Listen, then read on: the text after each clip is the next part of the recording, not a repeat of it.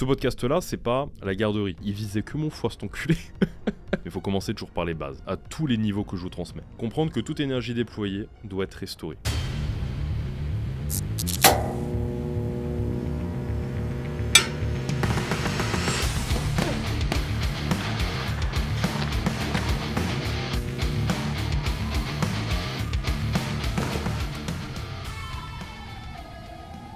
Bienvenue dans ce 3e épisode de l'opération Bruce Wayne. J'espère que tout le monde va bien. J'espère que vous avez fait vos missions des épisodes précédents. De toute façon, si vous les avez pas faites, je vous le dis d'office, je fais même pas l'intro. Je vous le dis d'office, si vous avez rien foutu vis-à-vis des 2 autres épisodes, c'est mort. Bientôt on va être en 2025. On va en parler si j'ai le temps. J'ai une partie exprès pour revenir sur 2024 et parler de 2025. Parce que là, on est sur le dernier ou l'avant-dernier podcast de l'année, de l'opération Bruce Wayne. Je vous le rappelle, les gars, on se retrouve ici. Je vous passe un savon d'office, comme ça vous êtes d'office réveillés. Vous vous tenez droit, là, on a parlé de se tenir droit dans l'épisode d'avant. D'un coup, on se tient droit, là. Je vous le rappelle, on se retrouve chaque semaine dans la Batcave, juste en dessous du manoir Wayne, à Gotham, pour parler de comment améliorer votre physique, votre business, pour ceux qui construisent un business ou qui veulent le faire prospérer, que vous soyez coach en ligne ou non. Votre physique, votre business et votre mental, votre état d'esprit. J'ai même pas envie de dire développement personnel, j'ai envie de dire construction personnelle. Il y a un côté où on devient meilleur, il y a un côté aussi où on se reconnecte avec le soi de base, qui est un peu moins sans filtre. Plus vous avancez dans le temps, plus vous avez un filtre. On casse ça et on améliore ce qui doit être amélioré. C'est bien. Je suis content de vous retrouver ici, tranquillement, juste nous, les chauves-souris, la Batmobile, Alfred en train de décorer le sapin en haut, on est tranquille, c'est parfait. Dans cet épisode, les gars, on va parler de pas mal de choses. Je vous rappelais encore une fois la chronologie qui était importante. Si vous découvrez le podcast avec cet épisode-là, bienvenue. Mais il va falloir regarder les précédents. Et je vous enjoins à le faire désormais. Regardez l'épisode 1, vous comprendrez exactement de quoi il s'agit, qui je suis et pourquoi je fais ça, et vers quoi on va aller et vers quoi je veux aller. Épisode 2, celui précédent, on travaille sur votre environnement, parce que tout ce qu'il y a autour de vous est extrêmement important. C'est l'externe. Et aujourd'hui, dans ce podcast-là, dans cette suite, dans cet épisode 3, on travaille sur l'interne, votre énergie. Vous gaspillez cette ressource-là, l'énergie. Et on va pas parler de l'énergie en mode la mission ce sera pas aller acheter des pierres de cristaux de je sais pas quoi, on n'est pas on n'est pas des gonzesses de 40 ans avec un chat. Non. Ici, on va cultiver votre énergie. J'en ai déjà un petit peu parlé dans l'épisode précédent, à quel point c'était important, parce que ça, vous avez la main mise dessus. Vous avez le contrôle total dessus, parce qu'il faut justement une action menée à la suivante, on va en parler. Et dynamiser vos journées, libérer le vous, le vrai vous qui est au sein de vous-même, qui a été un petit peu trop filtré au fil des années, mais c'est normal, c'est comme ça. J'ai pas dit que c'était bien, j'ai dit que c'est normal et que ça nous arrive à tous. Et que c'est un combat pour les mauvaises choses, attention, un filtre social c'est important, mais pour les mauvaises choses, de le briser, pour pouvoir s'accomplir et pouvoir avancer vers ce qu'on veut, pour pas être une coquille, pour pas être une version cadenassée de soi-même, mais en fait savoir déployer son énergie pour saisir les chances et avancer vers ce qu'on veut dans cette putain de vie, les gars. Parce qu'on n'en a qu'une, on a une chance sur 400 milliards et vous auriez pu ne pas exister et vous êtes le résultat de millions, sûrement milliards, j'ai pas envie de faire le calcul, on demandera peut-être à ChatGPT, milliards ou millions ou je ne sais combien d'ancêtres, même en remontant seulement au 16e ou 17e siècle. Ce qui est loin, mais ce qui en réalité paraît pas si loin si on commence à additionner les grands-pères.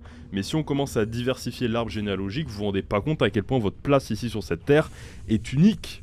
On a un nombre d'ancêtres, même si on vient au 18e siècle, qui est colossal. Dites-vous qu'ils vous regardent et dites-vous que c'est une chance inestimable. Je trouve ça terrible de voir des gens la gâcher. Et on est là pour ça, pour ne pas la gâcher justement. Donc, quel est le programme du jour? Parce que je commence déjà à partir. On va parler de ma vie. Première partie, les actualités, / ma vie. Je me suis toujours pas décidé sur le nom exact de cette partie-là, mais disons ma semaine, les actualités. On va parler de plusieurs choses, je vous le fais rapidement. Le tournage Raptor Nutrition de cette semaine, Côté entreprise, mon processus de recrutement cette semaine, on est en train de recruter et d'employer, et c'est une première pour moi, c'est super, enfin une première, de cette manière-là. Et bah, je vais vous raconter un petit peu comment ça se passe, c'est aussi ça la réalité de l'entrepreneuriat.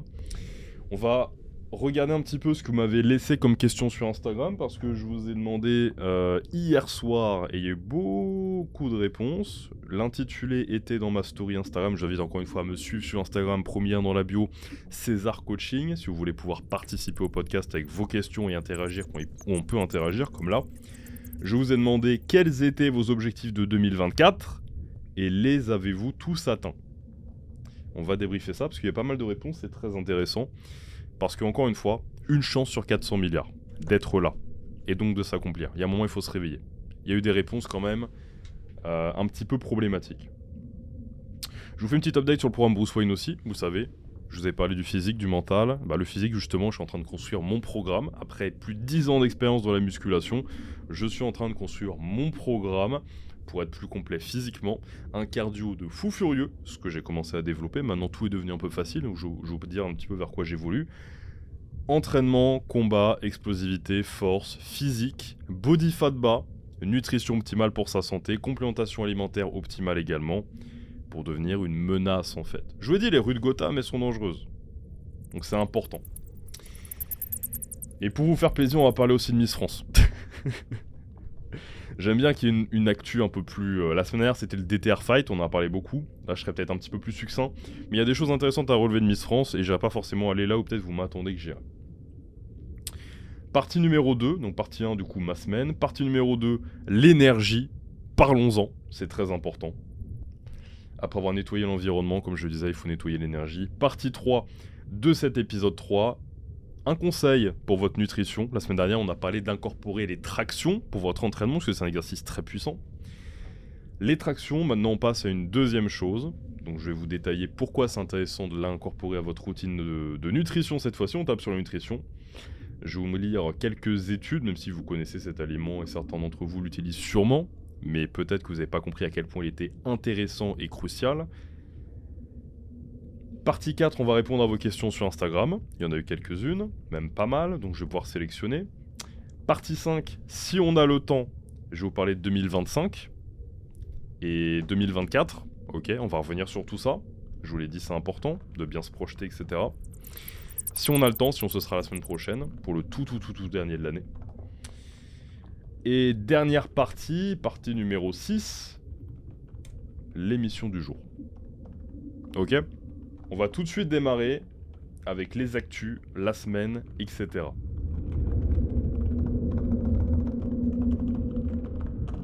Bon les gars, quelles sont les nouvelles depuis la semaine dernière? Bon, plusieurs choses. Premièrement, il y a eu un petit tournage à Raptor Nutrition la semaine passée, c'était très sympa, on a pu retrouver quasi tous les ambassadeurs. Ismail, c'était très cool.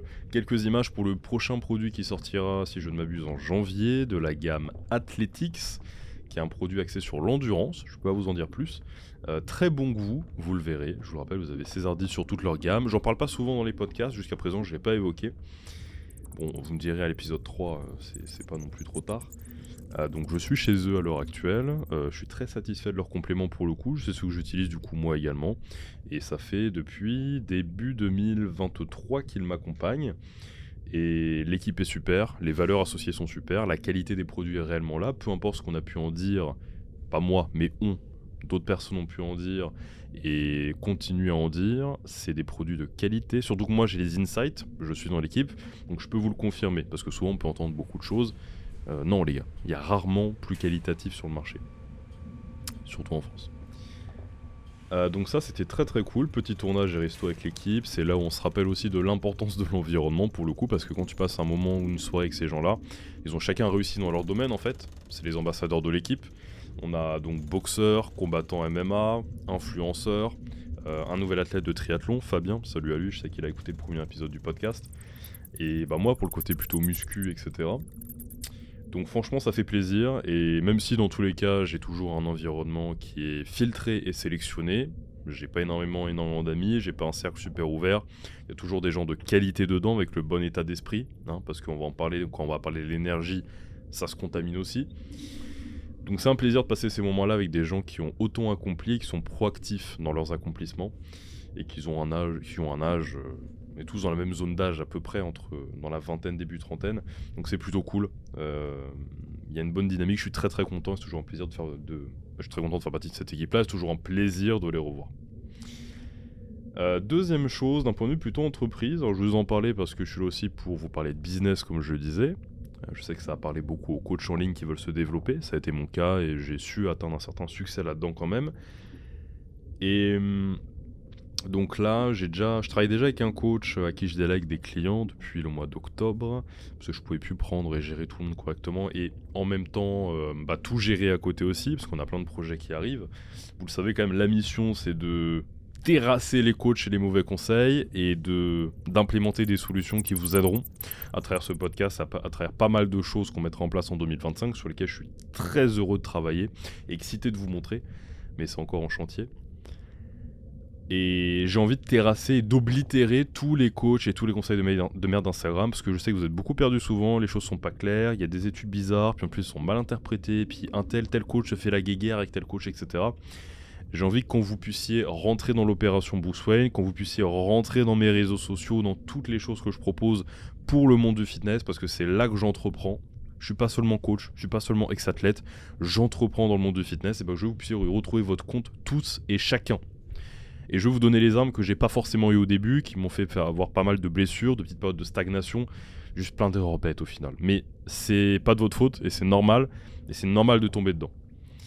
Donc, petit processus de recrutement, parce que là je veux vraiment créer justement une grosse entreprise de coaching et sortir de plus en plus du coaching et de diriger finalement l'entreprise et tout ce que je peux mettre en place du coup en étant plus dans ma position d'entrepreneur et de CEO. On va dire CEO. Est-ce que je mets CEO dans ma bio ? Dans ma bio Insta, je vais mettre CEO, César Entreprise. Parfait. En fait, en se mettant plus en retrait, ça me permet de du coup mieux gérer les équipes, mieux gérer les projets et de dispenser mon énergie au bon endroit. On va d'ailleurs parler d'énergie aujourd'hui. Donc petit processus de recrutement cette semaine. On avait mis des candidatures en ligne. Il y a eu une dizaine, je crois il y a eu 13, 14 ou 15 personnes qui avaient rempli le questionnaire de candidature. Je les remercie d'ailleurs si jamais ils l'écoutent. On a dû écrémer parce qu'on cherche un profil type pour un certain type de coaching. Donc je me suis retrouvé avec 4 entretiens et 4 entretiens d'embauche cette semaine. C'était très intéressant, c'était la première fois que je me livrais à cet exercice-là, parce que le coach avec qui je travaille déjà, c'est un ami proche, c'est quand même quelqu'un que je connais depuis plusieurs années, que j'ai coaché, et du coup là que j'ai pu réintroduire dans mon équipe de coach, parce que lui s'est formé, tu vois, a fait des diplômes ISA, NISA de son côté, et certifications aussi autres, et j'ai pu en fait compléter ses connaissances avec mes méthodes, mon expérience, et en fait l'intégrer à ma team, et il bosse quasi comme moi, avec le même raisonnement, et on se concerte. Moi je gère la stratégie, lui il gère les bilans au quotidien. Donc là, je voulais rajouter quelqu'un en plus à l'équipe et commencer à étendre l'équipe de coach et faire prospérer justement le coaching, parce que je n'ai qu'une seule présence, énergie et temps limité. Et si je veux faire grandir les choses et vraiment apporter un soutien et des offres encore plus qualitatives, encore plus une expérience immersive dans mon suivi, je me dois de déléguer. Et des fois, il y a des gens qui sont encore meilleurs que moi sur certains points et je veux ces gens-là dans mon équipe. Donc voilà, 4 entretiens d'embauche, il y en a un que j'ai terminé aujourd'hui d'ailleurs. Et ça va tuer parce que mon coaching va vraiment passer un gros cap dès janvier 2025. Parce que là, dès cette semaine, du coup, je délivre et on trouve justement qui on fait rentrer dans l'équipe, j'embauche et on est parti. Donc ça, très très cool. Bonne expérience en tant qu'entrepreneur. C'est des nouvelles étapes du coup pour moi. Je passe de je gère tout seul à je délègue un peu, à j'ai beaucoup de prestataires, à on commence à avoir une structure où je me mets en haut. C'est une belle évolution. C'est aussi un certain courage de déléguer en soi, parce que faut accepter que ce sera pas fait par toi, mais que ce sera fait au moins. Et du coup, c'est des choses différentes, c'est des étapes différentes. Je pense que je vous en parlerai dans des podcasts plus avancés du coup, parce que finalement, c'est une étape qui est un peu plus avancée dans le processus de business quand même. Déjà, je vais vous donner les bases, de la même façon que les conseils fitness, ils vont s'accumuler et être de plus en plus spécifiques, mais vous donner déjà des grosses bases importantes pour vous recentrer sur l'essentiel et donner de la clarté. Sur la nutrition, ce sera pareil aussi. Sur le mental, c'est pareil aussi. Vous le voyez, on définit les objectifs dans l'épisode 1. On nettoie l'environnement, on vous crée un bon environnement, un bon affect de l'externe. Et là, aujourd'hui, on crée un bon affect de l'interne avec l'énergie. Ok ? Et ensuite, la semaine prochaine, on pourrait essayer vers encore autre chose. Donc on bâtit petit à petit, et pareil sur les conseils business, je vais vous donner des grosses bases. Dès l'épisode prochain, il y aura une première mission business, et ensuite on va commencer à enchaîner, et vous donner en fait toutes les clés pour créer quelque chose de solide, et ensuite de passer des caps encore plus. Mais il faut commencer toujours par les bases, à tous les niveaux que je vous transmets. Donc voilà, pour le côté un petit peu entreprise, c'était très intéressant. C'est un exercice auquel je me suis jamais livré, comme je vous le disais, et c'était assez marrant. Puis je suis tombé sur des profils, parce qu'on a beaucoup filtré, des profils franchement assez intéressants et vraiment bien qualifiés pour la mission et les compétences que je cherchais à la fois dans l'humain et en plus sur le terrain, etc. Même si je peux former derrière. Je prends mon téléphone les gars parce que je voulais prendre un petit peu les questions que je vous ai posées sur Instagram. Comme je vous le disais, j'ai mis une story, encore une fois, César Coaching, c'est dans la bio pour me suivre sur Instagram. Quels étaient vos objectifs de 2024 ? Les avez-vous atteints ? Et sinon, pourquoi ? Ça c'est intéressant. Répondez, c'est important, je lirai vos réponses dans le podcast. Découvrons-les ensemble, je les ai entrevues un petit peu parce que forcément elles apparaissent sur mon Insta dans les notifs.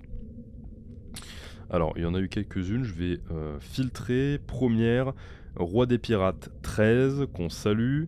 Alors, il a répondu « Hola !» déjà. Oula.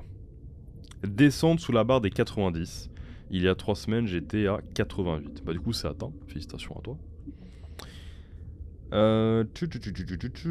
Dams DL, qui je crois écoute le podcast d'ailleurs, salut à lui. Donc ça doit être Damien, j'imagine. Il a répondu à cette question-là, beaucoup et aucun, les raisons, procrastination et zéro ambition.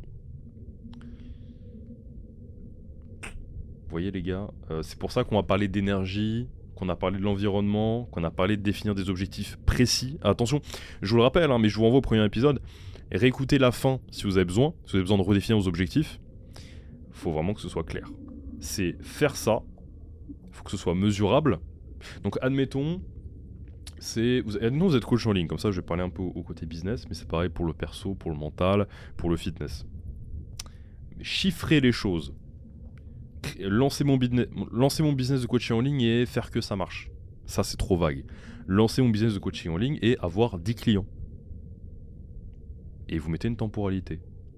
En mars, par exemple. En février. Il faut que vous ayez de la précision.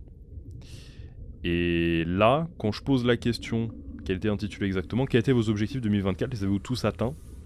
Et qu'on me répond, j'avais beaucoup d'objectifs, et les raisons, procrastination et zéro ambition, il y a un problème les gars. Il y a un problème parce que là, l'année, les gars, elle est passée en fait.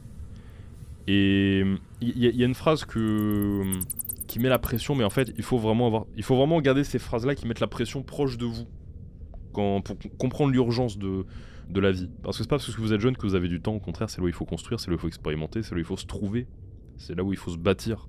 Votre cerveau, il est vraiment malléable jusqu'à 25 ans. Après, en général, c'est un petit peu plus dur, il faut vraiment se forcer. Donc profitez-en si vous êtes jeune, surtout de trouver votre discipline, trouver vos leviers, vous comprendre, etc. Donc s'il y a beaucoup d'objectifs et c'est pas atteint, c'est un problème, t'as perdu une année. Et si t'as perdu une année, bah d'un côté, si c'est le côté aussi physique et muscu, comme je disais, des fois c'est pas complètement de votre faute parce qu'au final, oui, il faut s'y coller et ça c'est votre responsabilité, mais il faut aussi savoir comment faire. Et les infos, c'est le bordel. Je le sais, ça fait 10 ans que j'ai la tête dedans, j'entends tout et son contraire et que même moi j'ai eu du mal pendant beaucoup d'années à démêler vraiment ce qui est important dans le détail, etc. Et même encore aujourd'hui, tu vois un nouveau complément qui sort, un nouveau... Tu vois des trucs, des fois tu te dis tiens, est-ce que c'est complètement de la merde ou alors c'est un petit truc sympa pour optimiser. Mais au final, même quand tu cherches à optimiser, des fois, re-regarde les bases chez toi. Est-ce que déjà t'es régulier ? Est-ce que déjà tout est bien nickel ? Est-ce que déjà tu tiens tes macros ? Est-ce que tu tiens tes entraînements avant de chercher le complément ? Bon. Beaucoup et aucun, c'est un vrai problème, les gars. Comme je disais, il y a la responsabilité, mais aussi le fait que c'est le désordre des fois sur les infos et bah, je suis là pour aider.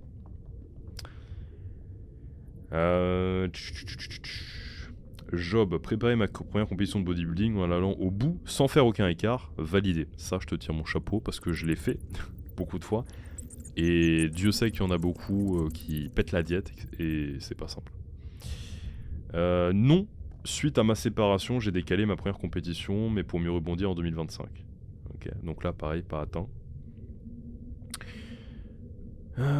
Ok, dépasser mon CA, muscu, tennis, avoir une vie sociale accomplie, c'est cool. Ok, c'est super. Il y a quand même du positif. En fait, c'est vraiment 50-50, les gars, parce que je regarde un peu les réponses, c'est vraiment 50-50. Réaliser en première compétition, c'est chose faite. Je vois du positif, mais je vois aussi du pas atteint quand même. Donc voilà, les gars. Il faut, pour 2024, que vos objectifs soient bien limpides. Donc pour ça, je vous renvoyais vraiment à l'épisode 1. Je vais faire des contrôles plus en avance, m'assurer que vous ayez la vision, vous ayez la base. Même s'il faut associer votre vision écrite et aux objectifs à peut-être des images qui vous parlent, etc. Ou méditer sur la chose. Bon, j'ai pas envie de tomber dans la méditation de base en mode ouais, développement personnel, médite, machin. Si c'est pas votre truc, c'est pas votre truc. Mais des fois, s'imaginer, et comme je l'ai dit dans une autre vidéo sur YouTube, s'imaginer, sentir ce que ça fait, sentir l'émotion, comment je me sentirais quand je serais dans cet endroit, cette situation, j'aurais accompli telle chose, y associer des choses, c'est vachement puissant. Donc les gars, ne bousillez pas votre année 2025. 2024, tirez-en des leçons, débriefez un peu, ajustez bien vos objectifs, c'est ce qui vous tient sur la route, et continuons. Donc voilà, je voulais un petit peu vous montrer que bon, il y a des réussites, il y a des échecs, il faut surtout en tirer les conséquences et avancer pour l'an prochain, c'est crucial. Petit update sur le programme Bruce Wayne que je construis, je vous en ai parlé seulement dans les grandes lignes. Là, le programme, j'avais une bonne structure jusqu'à récemment. J'ai des séances en... Là, j'avais parti d'une façon spécifique, et je vous en parle un peu plus au fil du podcast, mais je veux vraiment le sortir l'an prochain. Bon, à la base, c'est un programme pour moi, mais vous le montrer par un biais divers. Le sortir et vous montrer un petit peu tout le raisonnement pour être super complet. Le physique que vous voulez, savoir se taper, ça c'est un point important dont on parlera dans l'épisode sur la responsabilité personnelle, à différents niveaux, et savoir se défendre et défendre les autres, c'est crucial. Et donc oui, physique qui vous plaît, combat, une nutrition qui est à la fois axée sur l'important mais qui ne vous enchaîne pas dans des choses. Faut jamais être à 100% dans if it fit sur macro et c'est que des calories j'en ai à foutre, parce que les macros dictent ta composition corporelle, surtout plus le temps passe. Et deuxièmement, faut pas non plus tomber dans du 100% strict, surtout si ça ne coïncide pas avec qui vous êtes et votre schéma mental. Donc souvent c'est trouver un juste milieu, et pour trouver le juste milieu, il faut comprendre ce qui est important et ce qui est moins. Là où c'est plus important d'être régulier et strict, et là où on peut avoir plus de liberté et de flexibilité. Donc en fait, j'ai envie de créer un programme où il y a vraiment aussi ça. C'est non seulement l'entraînement, ça vous donne toutes ces choses-là importantes, mais il y a aussi une possibilité sur la nutrition d'avoir un truc qui vous plaît, mais en même temps qui donne du carburant à la performance, mais qui vous enchaîne pas non plus un truc trop strict ou alors un truc trop flexible. Non, on comprend ce qu'on fait, donc on peut l'appliquer avec modération et adaptation de chacun. Donc comme Bruce Wayne avance, là moi j'ai développé un plutôt gros cardio. Donc le côté force, finalement je fais 95, 16 ou voire 17 kg selon les périodes. Le body fat est pas trop mal, même si je pense descendre un petit peu quand même. J'oscille entre 95 et 97, on va dire ça. Et du coup la force, je l'ai en soi. Ce qui m'intéressait surtout de travailler ces derniers temps, c'était l'explosivité, le cardio général et la transmission et l'utilisation de cette force. Parce que c'est cool de pouvoir squatter facilement 100 kg ou plus, cool, mais le traduire dans un coup de genou ou un kick, ou un saut, ou un sprawl, c'est différent. Donc je voulais vraiment, c'est pour ça que j'ai fait beaucoup de mouvements un peu composés, mais quand je dis mouvements composés, je parle pas de mouvements de base, style squat, soulevé terre, non, des mouvements un petit peu qui jouent sur la proprioception aussi, sur la transmission de force, donc souvent des mouvements où il y a un mouvement en bas et un mouvement en haut, et j'ai beaucoup joué là-dessus, beaucoup travaillé là-dessus pour bien me libérer tout ça encore plus du bodybuilding où tu fais des mouvements muscu qui sont linéaires et assez stables.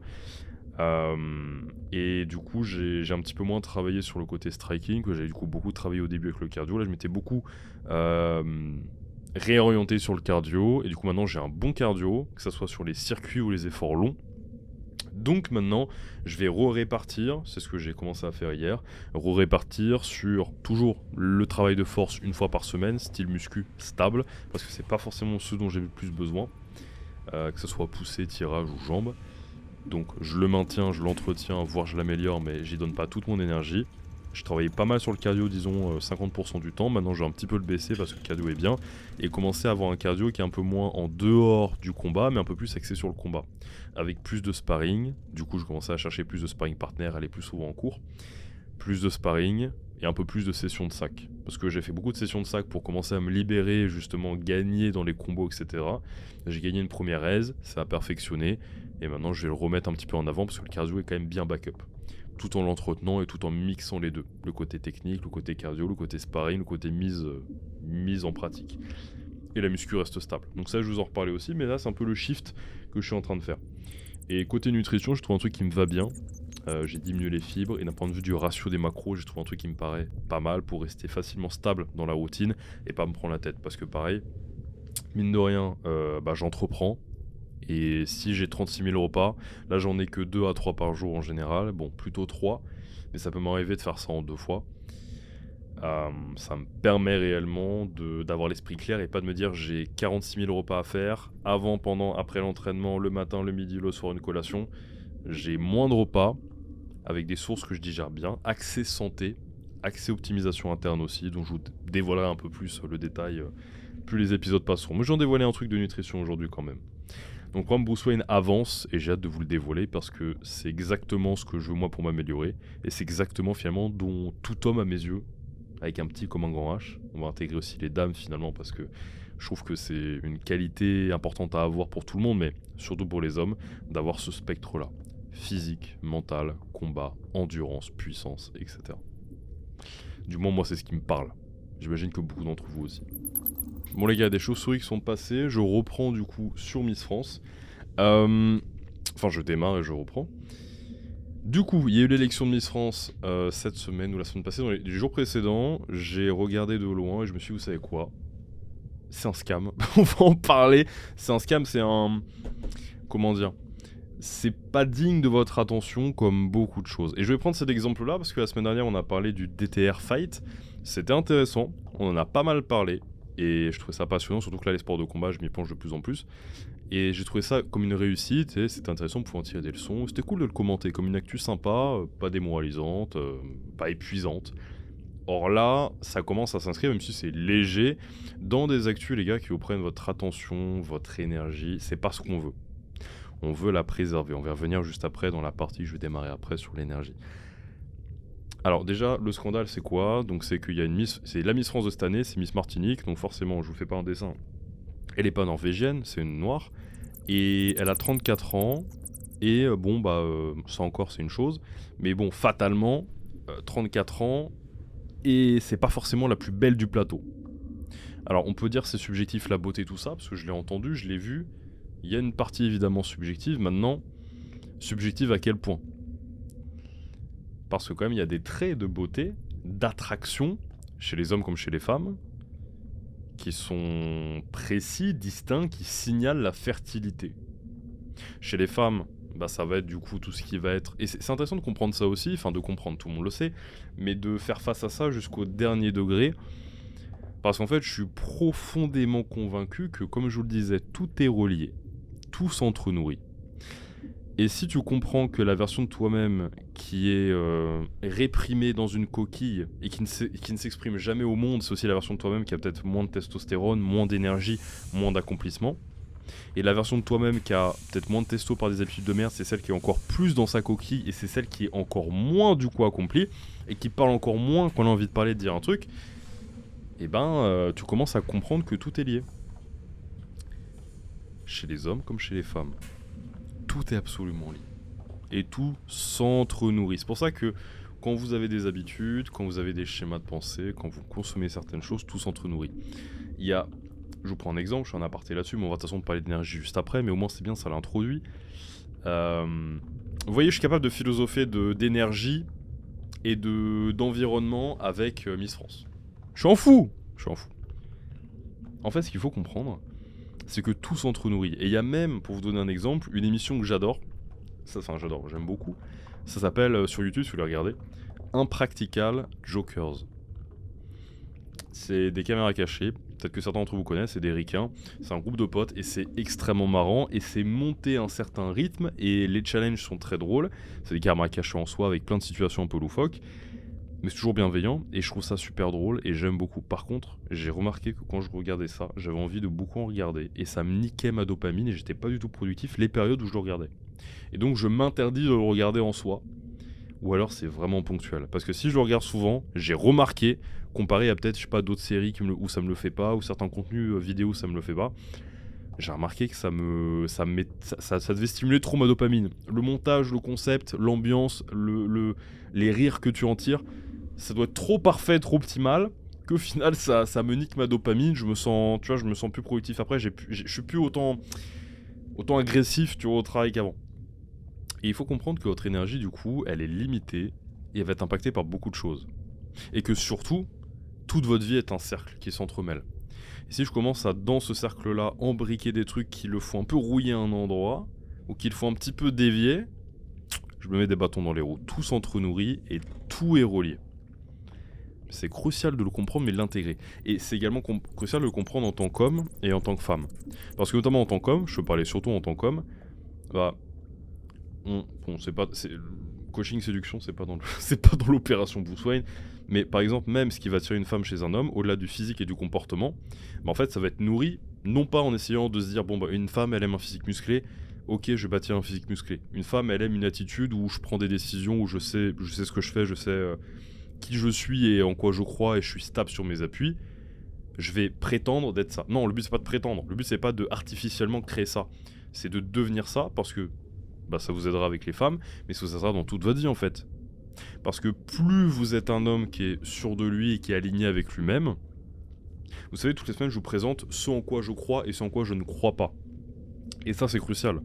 Ça vient aussi avec le temps. On délimite ce qu'on aime, ce qu'on n'aime pas, ce en quoi on ne croit pas, mais avoir son propre système de valeurs de par notre expérience et trouver un système une façon de vivre qui est celle dans laquelle on croit profondément. En fait, peu importe si une personne en face de vous, ou même une femme, si on regarde l'exemple des femmes, je trouve qu'il est bien parce que c'est polarisant, donc ça montre deux extrêmes. Peu importe si une femme, quelqu'un d'autre, n'est pas d'accord avec vous, si vous croyez profondément en ce en quoi vous pensez et ce que vous prônez, si pour vous c'est la réalité, on vous témoignera au moins du respect. Du désaccord potentiel, mais au moins du respect. Et on verra la fortitude interne que vous avez. Alors que si dès que quelqu'un dit quelque chose et pas d'accord, vous courbez un petit peu les chines, tout de suite c'est un petit peu moins... Voilà, vous êtes plus aligné avec vous-même et vous envoyez pas la bonne image. En fait, vous niquez tout le monde dans l'histoire. Et vous paraissez pas l'homme que vous voulez être. Donc en fait, se renforcer intérieurement, renforce extérieurement. Extérieurement, renforce intérieurement. De la même façon que je vous ai parlé d'environnement. Et aujourd'hui, on parle d'énergie interne. Mais tout se rejoint. De la même façon que je parlais de la posture la semaine dernière et la testo, d'ailleurs je vais me redresser. Si la posture influe la testo, c'est magnifique.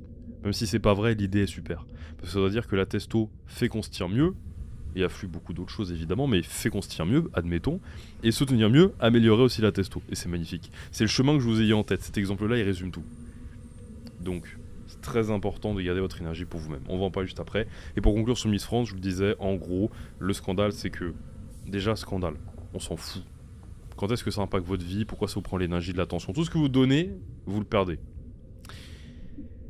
Donc, restez true to yourself, comme on dit. Restez concentré sur vous. Mais pour parler de cela, parce que j'aime bien avoir une petite actu quand même. Donc, il y en a qui disent, bon bah les Renois, elles représentent pas la France. Ce que je peux en soi comprendre, parce qu'au final, bah la France, profondément, bah c'est une terre quand même chrétienne, au moins, bon, on va dire chrétienne catholique, et surtout bah européenne. Donc oui, on peut avoir ce débat-là. Mais au-delà de ça, 34 ans. Je sais pas quelle est la moyenne d'âge des Miss France, mais je pense que celle de l'année dernière, qui pour le coup était jolie. Et pareil qu'il y avait les cheveux courts, aussi c'est un autre débat, mais je vois pas franchement le souci là-dedans. Et tant que ça va bien et que ça reste féminin. Mais les cheveux courts, pareil, bon c'est un faux débat, parce qu'après ça peut être des goûts. Même si, comme je disais, bah, au final, les critères d'attraction et de beauté, ça reste universel. Il y a des choses qui ont la symétrie du visage, certains attraits masculins ou féminins qui traduisent une fertilité, qui traduisent des hormones.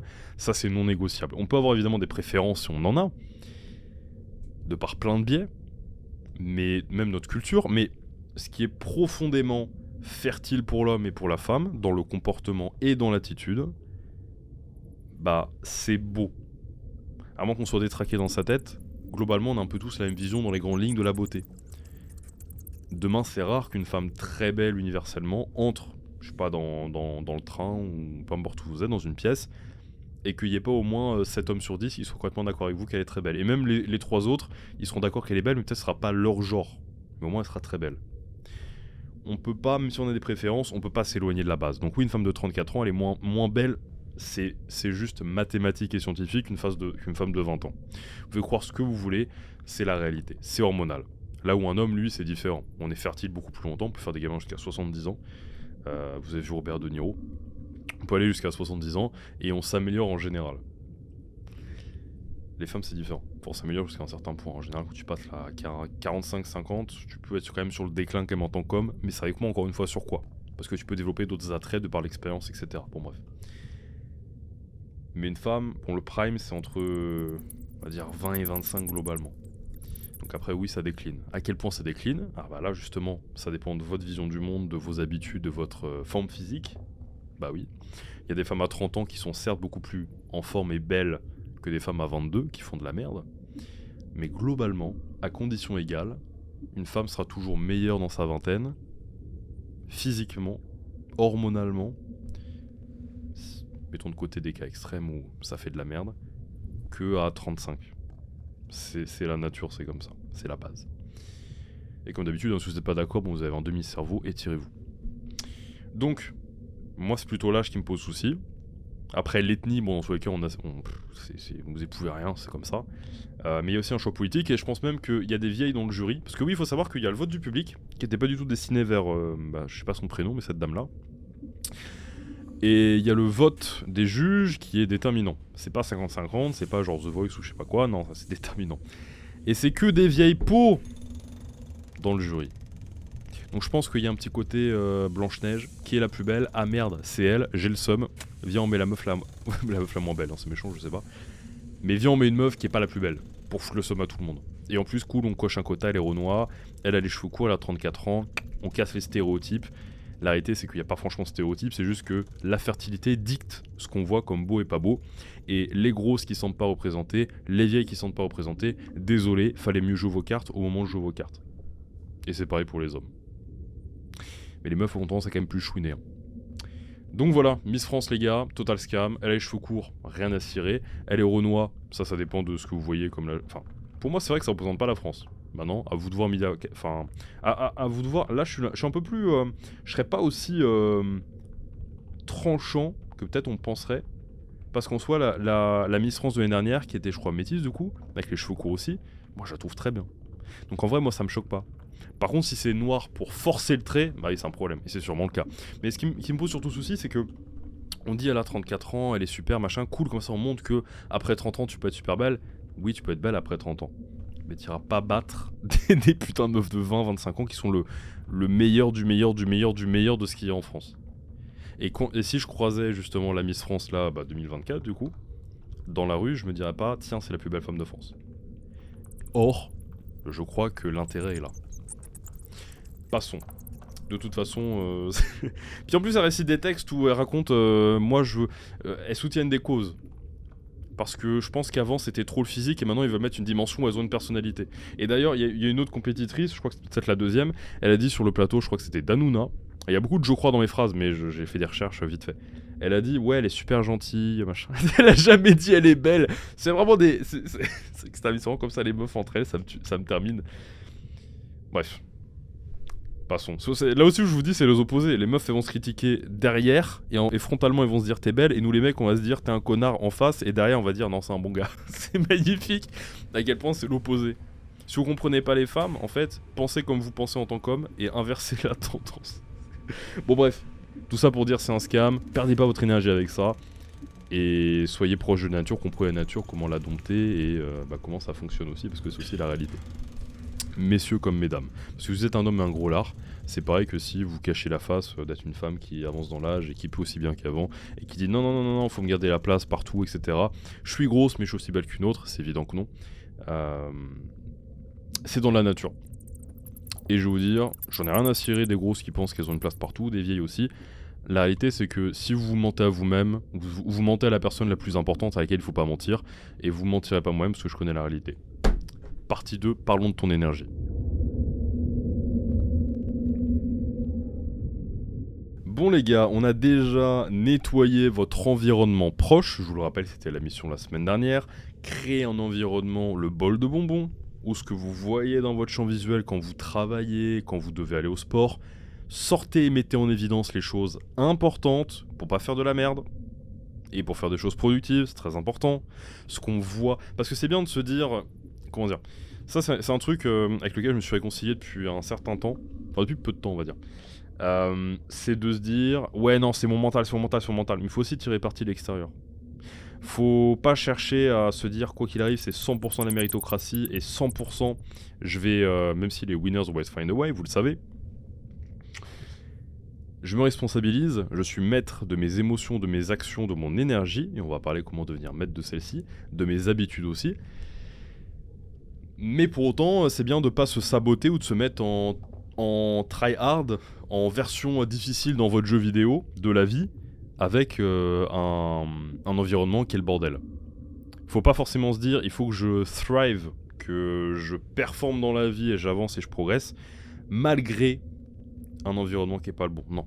Mettez les chances de votre côté aussi sur l'externe. Et l'interne, ça viendra complémenter. Les deux vont se rejoindre. Vous aurez plus d'énergie à voir beaucoup de personnes tous les jours que rester tout seul dans votre chambre, c'est évident. Donc tirez profit de l'externe aussi pour vous dynamiser dans cette énergie-là, on va en parler, et dans votre réussite potentielle. Parce que votre énergie, en fait, c'est la base de j'ouvre ma gueule, je saisis les opportunités, j'ai l'énergie de réussir, j'ai l'envie de réussir, les gars. Quand j'ai lu là dans les... C'était quoi exactement qu'il m'a dit là, Damien du coup je suppose, dans la story quand j'ai lu, et je vous l'ai lu, beaucoup et aucun objectif, les raisons, aucun atteint, procrastination et zéro ambition. Quand il y a beaucoup d'objectifs et il n'y en a aucun qui est atteint, c'est un problème. Et quand il y a zéro ambition, quand on est un putain de mec dans sa vingtaine, il y a encore plus un problème, même dans toute sa vie en fait. Et il faut recréer de l'énergie. Parce que c'est très facile, il y a des périodes dans la vie où on est plus dynamique, moins dynamique, plus ambitieux, moins ambitieux, sous le travail, moins sous le travail. Il y a un concept de Stephen Dwyer que j'aime beaucoup, c'est se dire des fois on a des tâches de fond et on est moins concentré, on est moins là, on est moins énergique, on est moins sociable parce qu'en fait on a un gros projet qui nous prend du temps, il y a plein de choses qu'on n'a pas fini et du coup c'est constamment derrière notre esprit, on a plus du mal dans ces périodes-là à être dans le moment présent. C'est un concept très vrai. Et je suis même un peu dans une période comme ça, et j'étais pas forcément plus vers le début d'année par exemple, mais ça dépend des choses, parce que là on prépare beaucoup de projets, et là le business, comme je vous disais, je le shift vers déléguer, etc., ou structurer. Donc oui, on peut pas être toutes les périodes de notre vie, on peut pas être à 100%, ni à 100% partout. Genre par exemple là, mon business est priorisé, avoir un impact dans le monde du fitness est prioritaire face à le physique, même si ça reste important, et face à peut-être les relations, etc. Donc on hiérarchise tout le temps parce qu'on peut pas être partout, mais on va être quand même correct partout, mais le curseur est placé différemment selon. Je m'éloigne et je me recentre. Mais l'énergie à la base de tout, peu importe où on la met en priorité, justement, où est-ce qu'on la met et quand on en a, combien on en a. Très important. Bon bref, on va démarrer sinon je vais philosopher en introduction beaucoup trop longtemps. Je me suis noté pas mal de choses, pour ça je vais rien oublier, donc je vais quand même regarder pas mal l'ordi. J'ai noté 3 petits points avant d'entamer les différents conseils clés que je vais illustrer avec des exemples concrets. Parce que l'énergie c'est un truc auquel je suis beaucoup plus sensible depuis cet été. Et bah, j'ai envie de vous le partager parce que c'est un truc auquel je me rendais pas compte il y a peut-être 1 ou 2 ans encore. L'énergie elle est importante et précieuse, comme je disais, c'est l'intensité à laquelle vous vivez votre vie et l'intensité que vous pouvez mettre dans les différentes parties de votre vie. Vous êtes responsable de celle-ci parce que après ce podcast là vous aurez plus d'excuses. Vous saurez comment la créer, la dynamiser et la faire thrive. C'est quoi le mot en anglais? Thrive en français. Thrive c'est surfer sur la vie, c'est vraiment la pile qui va vous projeter. Voyez en fait votre mental et votre physique comme il n'y a plus beaucoup de piles. Et là on va remettre des nouvelles. Et ça se fait un petit peu chaque jour. Ok ? Donc on est fait pour être dans l'action, ça faut pas l'oublier. N'oubliez pas les fois où vous avez fait plein de trucs dans une journée et au lieu d'être fatigué à mi-chemin, vous étiez plein d'énergie jusqu'à la fin. Parce qu'en fait vous étiez justement sous carburant. Et vous avez un libre arbitre, je veux que vous le pensiez, parce qu'on est des êtres qui tombent beaucoup dans leurs habitudes. Et aussi l'énergie parfois c'est casser les habitudes. Et tu dois pas être éteint. C'est ce que je disais tout à l'heure, c'est tu dois pas être une version cadenassée, réprimée de toi-même ou trop filtrée. Ça c'est important. Tu ne dois pas être éteint comme la masse, qui tombe rapidement dans boulot, métro, dodo, mine de rien. Et derrière, le problème c'est que ça aussi ça fait tomber assez bas en standard. Parce que le degré d'énergie qu'on a, c'est le degré d'ambition qu'on a, le degré d'envie qu'on a. Et quand cette énergie est... Putain, j'ai envie de faire des anglicismes aujourd'hui. Est tame, est calmée, est adoucie, est castrée, bah derrière on a moins des grandes envies. On se projette moins, on pense qu'on mérite moins, on se voit avoir moins, on a envie de moins. Et même si l'envie d'avoir des choses qu'on n'a pas, ça doit pas être le facteur central de votre vie, mais ça va quand même motiver la progression, de se dire je veux être plus comme ci, plus comme ça, avançons. Faut aussi savoir profiter de ce qu'on a, mais tout de même c'est un vecteur puissant, tant qu'il est sain. Commençons. Premier conseil vis-à-vis de l'énergie. Je vais commencer par là, sur l'interne. Tu dois comprendre, et ça j'ai déjà répété, et je le répéterai, tout est une spirale. Premier point, tu dois comprendre qu'une action mène à la suivante. L'énergie se transmet entre les tâches. Ça, je vous en parlais la semaine dernière déjà dans la routine du matin, se reconstruire chaque jour pour justement donner de l'élan et être meilleur partout dans ce qu'on fait. Donc, j'ai noté même, exemple, une routine matinale personnelle à trouver, des actions qui vous donnent de l'élan. Vous avez sûrement remarqué des choses, si vos emplois du temps des fois varient un petit peu, etc. Entre la semaine, le week-end ou différents jours de la semaine selon ce que vous avez à faire. Vous avez sûrement remarqué des choses qui, dès le matin, vous mettent plus en jambes dans la journée. Il y a des gens où il faut y aller un petit peu plus doucement, bouger doucement et commencer à monter l'intensité. Et il y en a d'autres, comme moi, où vaut mieux, bam, tu te réveilles tout de suite coup de fil. Tu te réveilles tout de suite musique. Tu te réveilles tout de suite, on danse, on se met dans l'ambiance. Tout de suite, peut-être tu sors, machin. Il faut un truc brutal. Moi, c'est mon cas. Mais il y en a d'autres, c'est différent. Simplement, repérez les actions qui vous donnent de l'énergie. Repérez-les, surtout le matin, et rassemblez-les pour créer une petite routine. Et une routine, comme je disais dans le dernier épisode, ça va pas être sacralisé en mode c'est ma routine de millionnaire, elle est comme ça, elle bouge pas. Non. Des fois, naturellement, il y a des trucs qui peuvent en sortir, y rentrer, etc. Et des fois, on peut en avoir une plus ou moins précise, des fois moins précise. Des fois, c'est simplement faire du sport en début de journée, peu importe la forme, peu importe l'intensité, simplement pour se réveiller et sortir un peu de sa coquille, mentalement et physiquement. Et des fois, ça peut juste être faire une certaine suite de tâches qui vous rassurent, qui vous détendent et qui vous réveillent un petit peu d'un coup. Brutalement ou progressivement, mais il faut une routine qui vous reconstruit chaque jour, parce qu'on ne se réveille pas au maximum, c'est la réalité. Donc cette routine n'a pas à être fixe, elle évolue selon les besoins et les saisons. Ce que je fais le matin en ce moment, c'est pas ce que je ferai sûrement en janvier ni en février. Et ce que je fais le matin en ce moment, c'est pas ce que je faisais il y a un mois et demi. Donc ça, c'est important. Donc, repérez les gars des actions, créez cette routine matinale, ce sera la mission côté construction perso, développement perso et mental de la semaine. Identifiez les choses qui vous rendent puissant dès le matin et qui vous font être sur une bonne lancée dans votre journée pour accumuler les actions productives et la bonne humeur et l'ambition. Récupérez-les, rassemblez-les et construisez une petite routine, qu'elle soit précise ou moins précise, peu importe.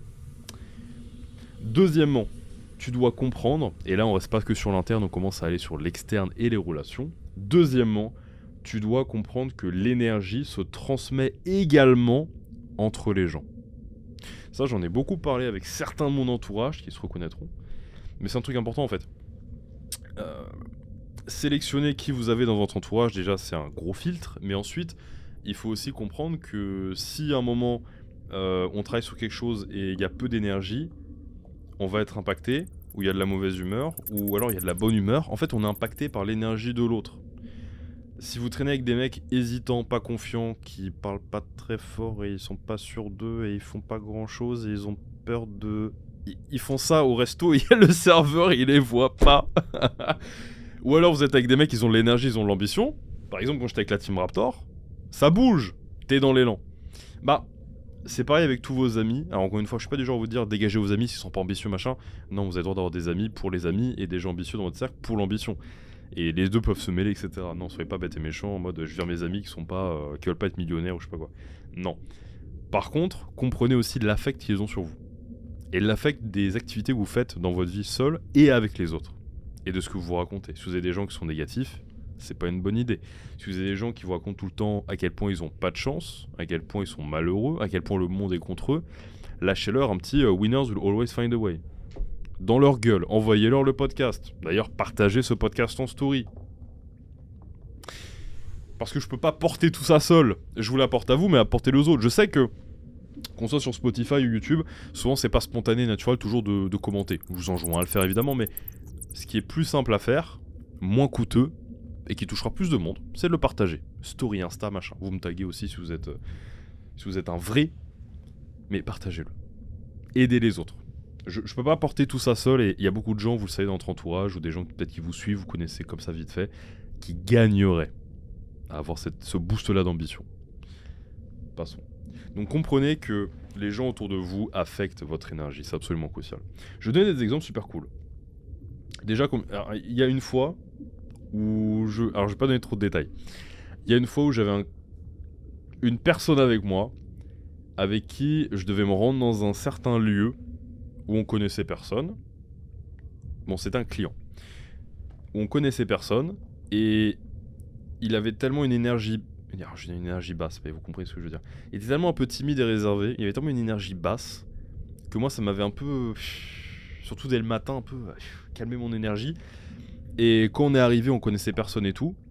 J'étais pas autant au taquet que d'habitude quand il a fallu parler avec tout le monde et tout. J'étais pas autant, je sais pas autant moi-même, t'es pas autant confiant, etc. Parce que l'énergie à côté, qui était trop basse, on va dire les choses comme ça, m'a affecté. Alors que si j'étais venu avec une personne qui avait mis de la musique dans le transport, qui avait parlé un peu à tout le monde, qui était là, qui était à fond, qui rigolerait, qui serait d'énergie dès le matin, qui aurait pris en soi un peu plus de café, j'aurais eu des interactions différentes en amont, et je serais rentré dans la pièce et je serais rentré dans l'endroit, pas la même personne. Donc momentanément ça vous affecte, mais ça vous affecte aussi sur le long terme. Parce que si vous êtes tout le temps avec des timides et des mecs pas ambitieux, des mecs rageux, etc., vous allez devenir négatif et timide. Si vous êtes avec des gens que vous voyez souvent, qui sont énergiques et qui sont ambitieux et qui sont positifs, vous allez le devenir. À la fois dans le moment, mais également de manière générale. Je vais vous donner des autres exemples. Il y a une fois j'étais à la salle et il y avait un combattant d'MMA à côté de moi. D'ailleurs c'est un combattant pro dans sa ligue, sympathique, que je connais comme ça de visu, je ne saurais pas vous donner son nom. Je crois que j'ai pris son Insta d'ailleurs. Bref, bon, j'ai pas envie de me taper contre lui, vous avez l'idée, il a les bras super longs. Et je me sens pas aller dans le DTR fight, donc je pense qu'il va me toucher, j'ai jamais le touché de ma life, et en plus il sera bien meilleur. Même si évidemment Batman ne recule devant rien. Et il faisait du sac de frappe à côté de moi, c'était cet été. Et ça m'avait marqué parce qu'il frappait le sac non-stop. Genre moi par exemple, ce que j'ai beaucoup fait cet été, et que je vais sûrement un peu reprendre là, c'était de faire du 12 x 3 minutes au sac. Donc 12 rounds de 3 minutes au sac avec... je crois que c'est 2 minutes de repos, un truc comme ça. C'est cardio, c'est terrible, les premières sessions tu meurs. Mais au bout d'un moment, tu commences à... En fait, il y a un moment où ton énergie elle décline, et au bout d'un moment, il y a un palier dur à passer où tu commences à décliner, tu le sens, tu le vois, tu le perçois. Et ensuite, c'est tellement... Enfin, t'es tellement enfoncé dans le cardio que ça se stabilise. Comme une course où, tu sais, une fois que t'es lancé, même si c'est dur, t'es lancé, t'es dans le rythme, tant que tu t'arrêtes pas, ça va. Il a tapé le sac non-stop pendant 30 minutes, je déconne pas, il n'y a pas eu de pause. Pa. Il tournait autour du sac, tu sais. Gauche, droite, en haut, en bas, gauche, droite. Il a bourriné le sac. Et en fait, j'avais ça à côté de moi. Et je vous jure que j'ai pas mis la même intensité dans mon 3x12, enfin 12x3.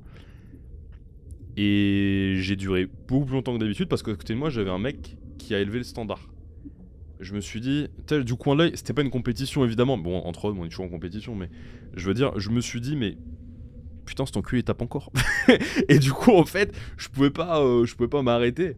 Et du coup en fait j'ai mis beaucoup plus d'intensité parce que je voyais un mec à côté de moi qui ralentissait pas, genre il tapait. Alors il tapait pas absolument fort, c'était par intervalle, des fois c'était plus petit coup machin, puis des fois plus ample, et puis des fois ça tapait fort.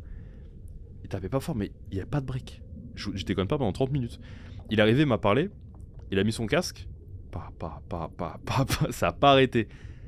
Et s'il avait pas été là, j'aurais pas été autant performant. Parce que je me souviens, j'étais ultra performant du coup. En fait, j'ai pas tapé, j'ai dépassé mes limites et tout. Le simple fait qu'à côté de moi, qu'il y ait un mec à ce niveau-là, qui fait cette performance-là, ça m'a tiré vers le haut. Et j'avais parlé aussi, je ne sais plus quand. C'était dans une vidéo YouTube. Mais pareil, quand tu fais un sparring avec quelqu'un, si en face de toi, t'as un mec qui a un certain niveau, qui a une certaine qualité de combat, de technique, et qui émet un certain effort à te toucher, sans te faire mal, hein, mais à te toucher et à dominer le combat, tu vas pas être en réaction pareil que si t'as un débutant qui est un peu mou de la branche, qui a pas cette violence un petit peu maîtrisée, mais cette violence en lui, tu seras pas réactif pareil. Et surtout dans des cas de fight or flight, parce que quand j'étais à Dubaï, je suis allé à la Team Noriega faire du sparring. On a fait 1 heure de sparring, c'est un truc de mongolien, j'ai adoré. Il y a peu de technique, c'était 1 heure, on se tape dessus, toutes les 3 fois, je crois que ça devait être un 3 fois 12 minutes ou un truc comme ça. Il y a une dizaine de rounds, 2-3 minutes, 2 minutes de break, et on changeait de partenaire à chaque fois. C'était magnifique. Et en plus, c'était que du striking. Il y avait, dès qu'un mec tombait au sol, l'autre devait faire 20 pompes parce qu'on n'est pas censé toucher ça. C'était du Muay Thai quasiment. Et à un moment, pareil, au début t'as de l'énergie, très vite tu déclines, puis au bout d'un moment t'es stable. Du moins quand t'as le cardio que j'avais à ce moment-là, et que j'ai toujours finalement, que j'avais développé du coup à ce moment-là, et qui est du coup super haut. Je pouvais enchaîner des rounds non-stop.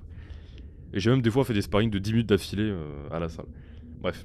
Et donc, je déclinais pas trop physiquement ni cognitivement. Mais pour ceux qui sont jamais battus, les gars, il y a un moment où tu déclines, et il y a un moment où c'est super violent parce que là j'étais face à un mec. Alors, je vais dire un truc, les mecs en sport de combat à l'entraînement, qui sont les plus protégés, sont les plus gros bourrins. Combien de fois j'ai vu un mec avoir giga les protections, une coquille énorme, un gros casque, giga protège-dents, truc pour pas se péter le nez, des gros gants, être le plus gros bourrin. En fait, plus les mecs se protègent, plus ils sanctionnent derrière. Vous êtes des salopes en fait. Je dis, vous êtes des salopes. Et le mec en fait, ce gars-là, il faisait que de l'anglaise. Parce que là-bas, c'était un cours de MMA. Il faisait que de l'anglaise. Bon, je vous l'ai dit, mon allonge, elle est pas... C'est pas Conor McGregor. Donc moi, j'ai beaucoup besoin des jambes en général pour casser la distance. Ou alors, je casse beaucoup les axes. Surtout que j'ai une garde southpaw, donc je suis gaucher. Donc du coup, souvent, tout le monde est droitier quasiment. Donc souvent, je suis dans la garde opposée. Je peux passer sur l'extérieur ou rentrer sur l'intérieur. Ou alors, souvent, je tape dans les jambes et derrière, ça déstabilise, je m'occupe du haut. Donc j'ai besoin beaucoup des jambes pour casser la distance en général. Et du moins c'est comme ça que je fonctionne à l'heure actuelle. Je changerai sûrement un jour, mais du moins c'est là où j'ai trouvé le plus de facilité avec ma morphologie et mon style de combat. Et du coup là il m'a dit non on fait que de l'anglaise, il n'y a pas de protection pour les jambes, et il était habillé, il avait la grosse coquille là d'anglaise là qui est en dehors enfin de sa tenue, il avait des gros gants, il avait un casque. Personne avec casque à peu près, moi j'ai juste mon protège-dents et mes gants et mes protections pour les tibias.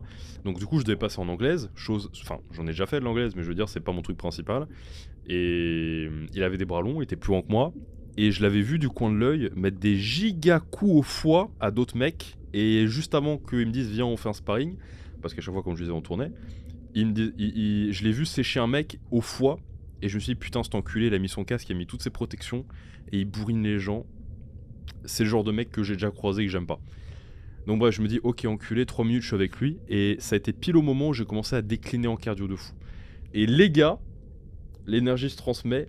En vrai là je dérive mais c'est pas tellement le sujet, mais j'ai envie de vous en parler parce que ça me fume, j'y ai pensé la dernière fois, je me suis dit c'est un truc que beaucoup d'entre vous n'ont sûrement pas vécu, et même dans les sports de combat c'est rare de vivre parce qu'en général dans les cours il n'y a pas autant de sparring aussi longtemps, et quand tu fais un sparring contre un mec, parce que là c'était le cas, et tu vois qu'il veut te coucher,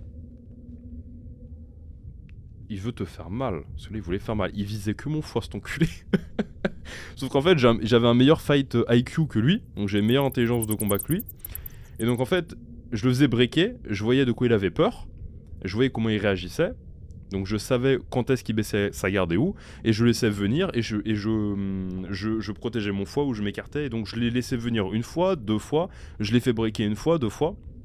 Donc j'ai vu des récurrences, j'ai vu son mécanisme, et cet enculé là, je savais que dès que je breakais, il mettait sa garde un peu comme ça, donc je l'ai enculé à droite, donc je l'ai touché, il a le seum, mais du coup ça l'a encore plus énervé, et j'ai vu qu'il cherchait encore plus à rentrer et à me toucher au foie, cet enculé. Cet enculé, il visait mon foie. Et en fait, au bout de peut-être 2 minutes de combat sur les 3, c'est con, hein, mais j'avançais un peu plus le dos au mur des fois, et mon cardio il déclinait, et c'est terrible parce que je me sentais réellement en danger. Alors ça relativisait parce que c'est pas grave, mais je voyais qu'il visait ma tête fort, cet enculé, et je voyais qu'il visait mon foie comme un bâtard. Et quand tu commences à décliner physiquement, tu déclines aussi cognitivement. Ton corps en général quand il crache, t'as des moins bons réflexes, et cognitivement t'es moins dedans aussi. Et je commençais à cracher sur les deux aspects, à fuir un peu plus, à avoir plus de mal à gérer la distance, même si franchement je m'en suis bien tiré, je me suis pas pris des giga coups dans le foie, dans la gueule, ça va. Je l'ai plus touché qu'il m'a touché. Mais je voyais qu'il s'énervait à chaque fois que je le touchais, et moi mon énergie elle déclinait, et j'étais en fight or flight en fait. Je me disais mais cet enculé il veut mettre des giga coups qui vont me faire poser un genou à terre. Et en fait là j'ai compris le vrai sens de se taper, et des mecs dans la cage quand ils commencent à décliner round après round à l'UFC ou je sais pas où, et dans n'importe quelle organisation, et que, même si c'est un autre niveau, parce que là, eux, ils ont moins de protection et ils se font vraiment mal, hein. Là, on était quand même équipés. Mais là, je me suis dit, il y a un mec qui me veut du mal, et je lui dois de l'argent, j'ai baisé sa sœur, je sais pas. Et je me suis dit, il va me réprimander physiquement, c'était vraiment le truc le plus primal, enfin le truc le plus primaire, et je me suis dit, mais putain, c'est d'une violence en fait, surtout quand tu déclines, et que le mec en face, il te veut du mal. Parce qu'il y a des mecs qui font des sports de combat pour taper, en vrai, c'est triste. C'est une minorité, mais ça arrive. Et c'est la première fois de ma vie où je me suis dit, putain, là c'est chaud parce que je décline et il veut m'enculer ma race. Bref, je sais pas pourquoi j'ai sorti cette anecdote-là. J'avais peut-être baisé sa sœur, on sait pas, bref. Donc, bref, l'exemple du sparring avec le gars qui te donne, enfin qui est, s'il est plus agressif, bah, il va te faire monter en fait ton level de fight or flight et de ton énergie. T'es meilleur quand tu spares avec un mec meilleur que quand tu spares avec un mec mou. Je sais que ça joue beaucoup. Même si ça je m'en rends compte et du coup dès que j'ai un mec un peu mou en face, bah, j'essaie quand même de plus le cadrer, d'être plus intense et de pas me mettre à son niveau. Et pareil, combattant le mec à côté de moi sur le sac de frappe, il en terminait jamais et ça m'a monté mon énergie aussi. Bref, donc ça se transmet entre les gens, à la fois le positif et le négatif. Donc faites super attention les gars. Troisième point là-dedans, tu dois comprendre que ton mental a un impact incommensurable. Si je commence à dire des mots comme incommensurable, c'est que c'est sérieux. Ton mental a un impact incommensurable sur ton énergie momentanée. Donc là, je parlais que... Alors ça fait un peu écho à une action mène à la suivante, la spirale montante, la spirale descendante. Comme je l'ai dit dans le dernier podcast, c'est soit on est en train de monter, soit on est en train de descendre. Il n'y a pas d'entre-deux, faut pas se mentir.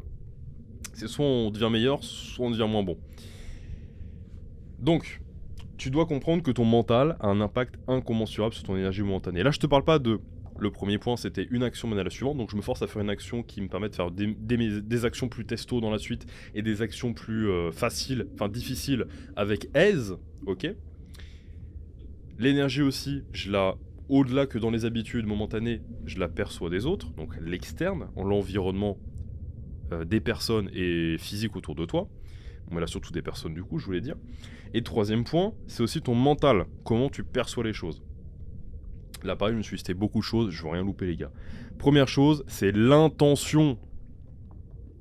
L'intention du mec au sparring qui voulait me toucher. Il avait de l'intention. Moi j'avais l'intention de me dire, est-ce que... Combien de temps il reste? Enculé, combien de temps il reste? Même si je l'étais... Franchement j'ai gagné, Il verra pas le podcast, je peux le dire. De toute façon je couche. Si je le bats à la bagarre. Putain de merde, j'ai 4 ans et demi. Bon, l'intention. L'intention est super importante. De la même façon que si vous avez un mec en face de vous qui est plus agressif au sparring ou plus présent ou plus qualifié, vous allez tout de suite d'un coup avoir une posture qui est différente. L'intention est cruciale. Do or do not, there is no try. Je vais vous prendre 2 exemples de Star Wars aujourd'hui, vous allez voir. Fais ou ne fais pas, il n'y a pas d'essai. C'est Yoda qui dit ça, et j'adore cette phrase. Fais ou ne fais pas, il n'y a pas d'essai. Avec beaucoup de gens de mon entourage, on se reprend et on se corrige dès qu'il y a un « je vais essayer » qui sort. Parce que je vais essayer, c'est PD, je vous le dis. Je vous le dis, je vais essayer, c'est démarrer avec une énergie qui n'est pas la bonne. Et je suis pas en train de vous parler d'énergie en mode on va sortir des cristaux comme je vous le disais, et on va parler de l'univers machin. Non, c'est simplement, là j'ai de l'énergie, là j'en ai pas, point à la ligne. Et ben, si vous commencez en vous disant je vais essayer, vous tirez une balle dans le pied. Commencez, même si c'est délusionnal comme on dit, même si c'est même un petit peu se mentir à soi-même, commencez toujours une action en vous disant je vais le faire à 100%, je vais y arriver. Vous serez pas sûr des fois, c'est pas grave. Le courage, c'est aussi agir dans l'incertitude. Et parfois même faire façade avec de la confiance quand on n'en a pas. Donc, do or do not, there is no try. Pourquoi je vous dis ça? Parce qu'il faut de l'intention. Il n'y a pas de je vais essayer. Il n'y a pas de peut-être. Il y a du oui ou non. Parce que dans le oui et dans le non, il y a de la binarité. Quand il y a de la binarité, il y a de l'intention. Dans vos pensées, dans vos actions. Fais ou ne fais pas, il n'y a pas d'essai. Si je vous dis je vais essayer de lancer un podcast, il sera toujours pas là le podcast. Quand j'ai dit on va le lancer là, maintenant, tout de suite, ça y est, j'en ai marre. On réunit tout, on le fait. Il est là. Donc l'intention. Et comme je disais dans l'épisode précédent aussi ça, t'as plus de chances de battre un ours si t'y crois profondément. Mais c'est vrai. Si tu te dis l'ours il va m'enculer ma race et tout, il va te défoncer. Si tu te dis je pense que je peux faire un armlock et le faire tomber, yaipon, clé de bras, t'as plus de chances d'en sortir vivant. En fait, si tu te sabotes mentalement dès le départ, t'as plus de chances de pas réussir. Et si tu te dis, mais quitte à un peu te mentir, bon attention, s'il y a un ours court, hein, mais quitte à se mentir un peu, si tu mets dans de bonnes conditions mentales juste avant, les chances, je dis pas que tu vas forcément y arriver, évidemment, mais les chances que tu y arrives sont démultipliées. Donc le dialogue interne il est super important, c'est pour ça que je parle beaucoup de mental. C'est extrêmement important. Tous les matins, depuis peu, et voilà, ça c'est ma routine du matin depuis peu, parce qu'elle me donne de l'énergie, elle me recentre. Tous les matins depuis peu, j'ai un carnet dans lequel je note tout ce que je veux, et tout ce que j'aurai dans... Alors là je me cale sur février. Mais je me note, en février, j'aurai ci, j'aurai ça, machin. Pourquoi ? Parce que de 1, ça me permet de bien y penser, de bien m'en rappeler tous les jours, d'avoir un why, un pourquoi qui est puissant. Et ça me permet aussi d'avoir un truc qui me donne de l'énergie, qui me donne de l'ambition dès le matin, qui me réveille. Et ça me permet de facilement y croire. Et si j'y crois, si j'y pense souvent, les chances sont décuplées. Si je vais souvent dans cet endroit-là dans ma tête de me dire j'aurai ça, je ferai ça et je serai comme ça, j'ai plus de chances de l'atteindre et je suis plus concentré vers cela. C'est pour ça que je voulais être vraiment clair sur vos objectifs, qu'il y ait vraiment la clarté absolue. L'intention, comprendre que ce que vous pensez de base conditionne ce qui va se passer. Ça, là j'ai un super exemple pour ça.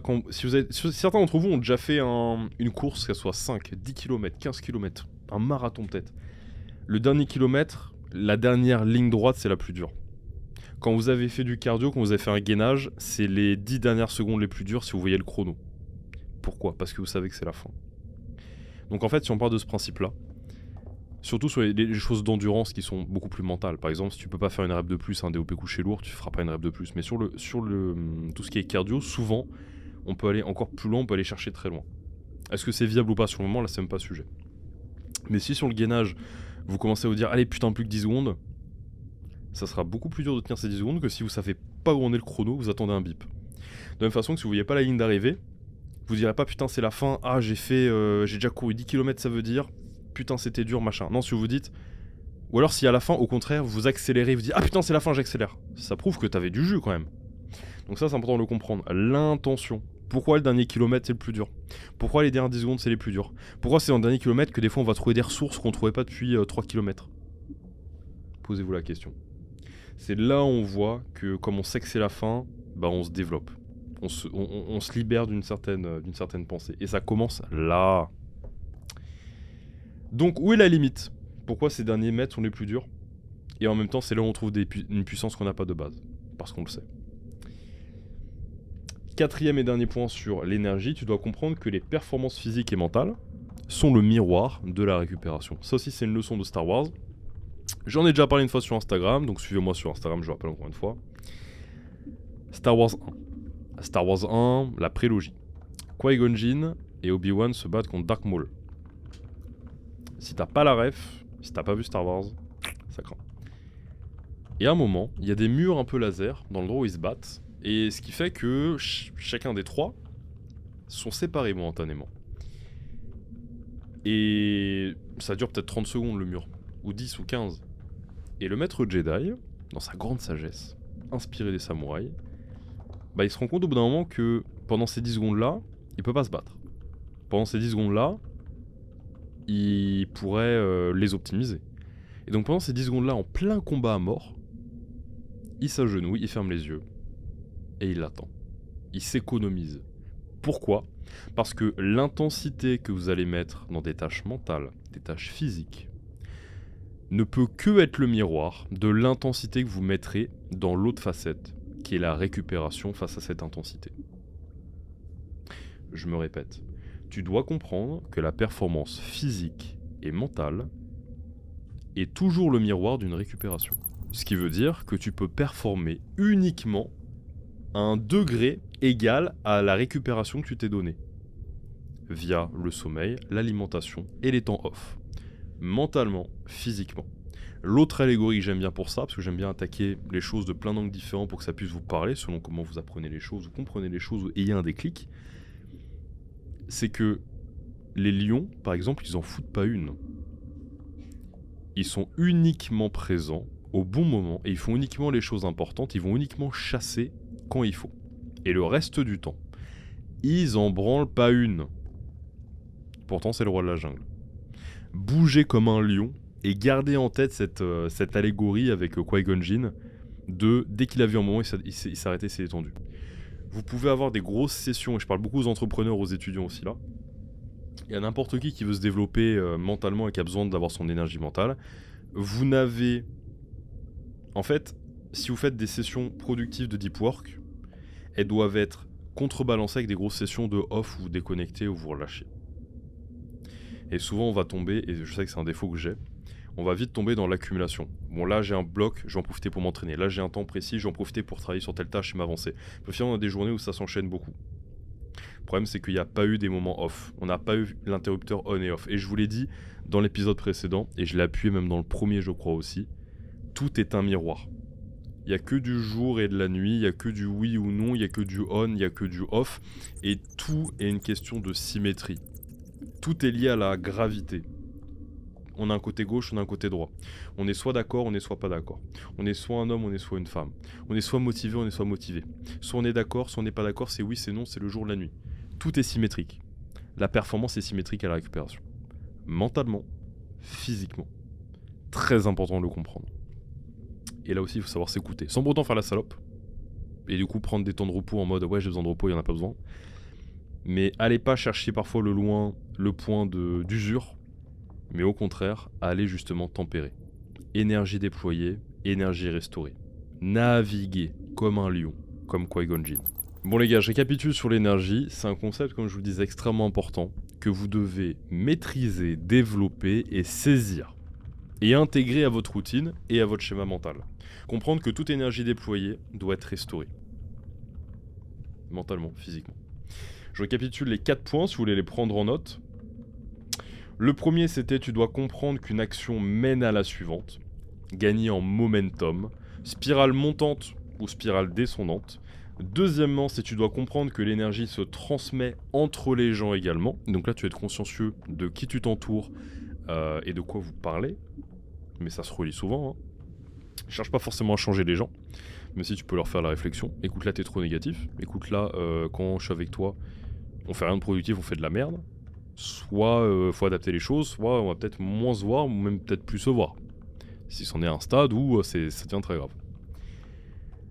Votre propre énergie, une action mène à la suivante, momentum. Deuxièmement, l'énergie se transmet entre les gens. Donc vous pouvez en gagner comme en perdre. Donc choisissez intelligemment. Troisièmement, tu dois comprendre que ton mental a un impact incommensurable sur ton énergie momentanée. Là, c'est plus dans l'action de ce que je fais, dans ce que je perçois depuis les gens, mais c'est simplement l'histoire que je me raconte à moi-même. Parce que les gagnants trouvent toujours un moyen, parce que ils sont attachés à ce qu'ils croient. Parce que le schéma mental est le bon. Si je décide que je trouve toujours un moyen, je trouverai toujours un moyen.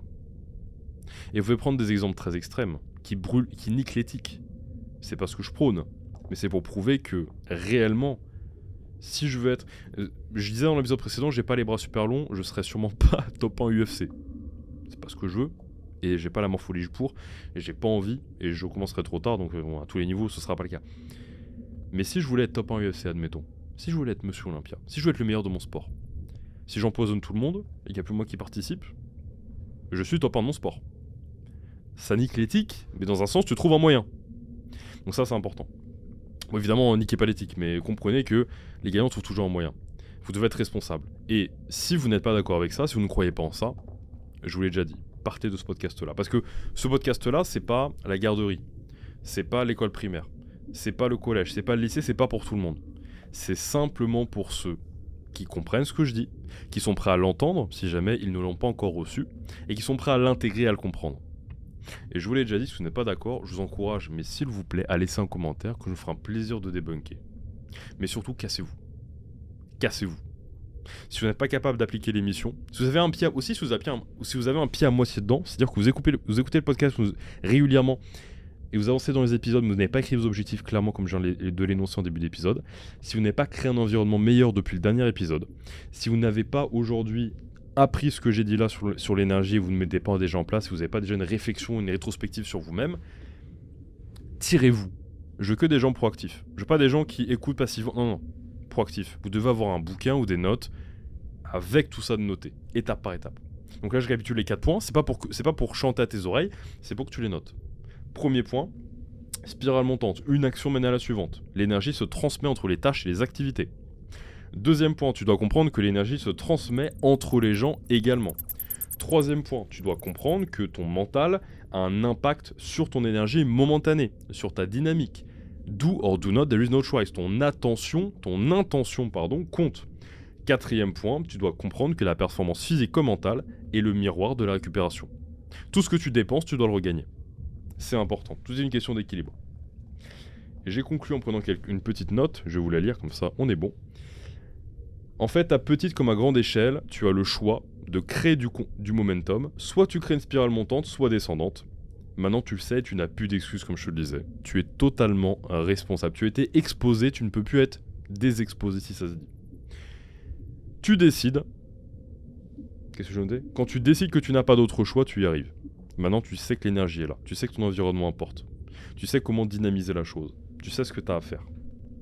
Si tu ne le fais pas, c'est un choix conscient de ta part de ne pas le faire. Il n'y a pas de passivité. Il n'y a pas de neutralité. Ça n'existe pas. C'est du oui ou du non. C'est du jour ou de la nuit. Donc si tu choisis, si tu ne fais pas, si tu n'appliques pas ces choses-là, si tu ne les intègres pas, si tu ne les prends pas en note, tu as choisi le fait de ne pas t'améliorer. Tu as choisi le fait de ne pas faire partie du mouvement. Tu as choisi consciemment d'être dans l'inaction. Et l'inaction est une spirale descendante et non pas montante. Et être dans l'action l'est. Il y a deux choix. C'est soit tu es en inaction, soit tu es dans l'action. Soit tu appliques ça, soit tu l'appliques pas. Et ton année 2025 en sera le miroir. On va passer à la partie 3. Conseil de nutrition. Spoiler, on va parler d'huile d'olive.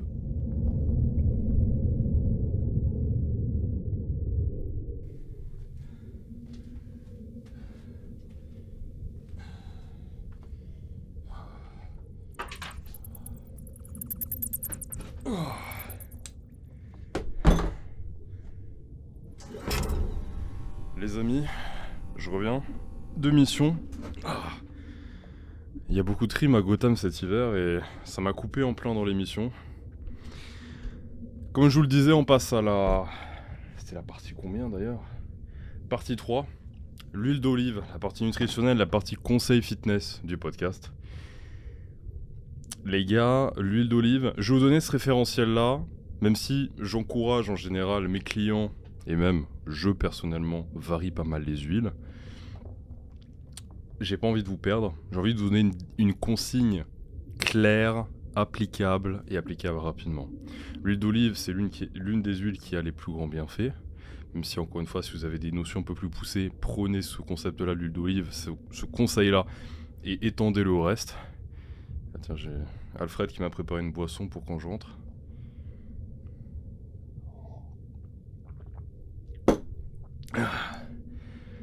C'est bien pour récupérer, mais... Bon.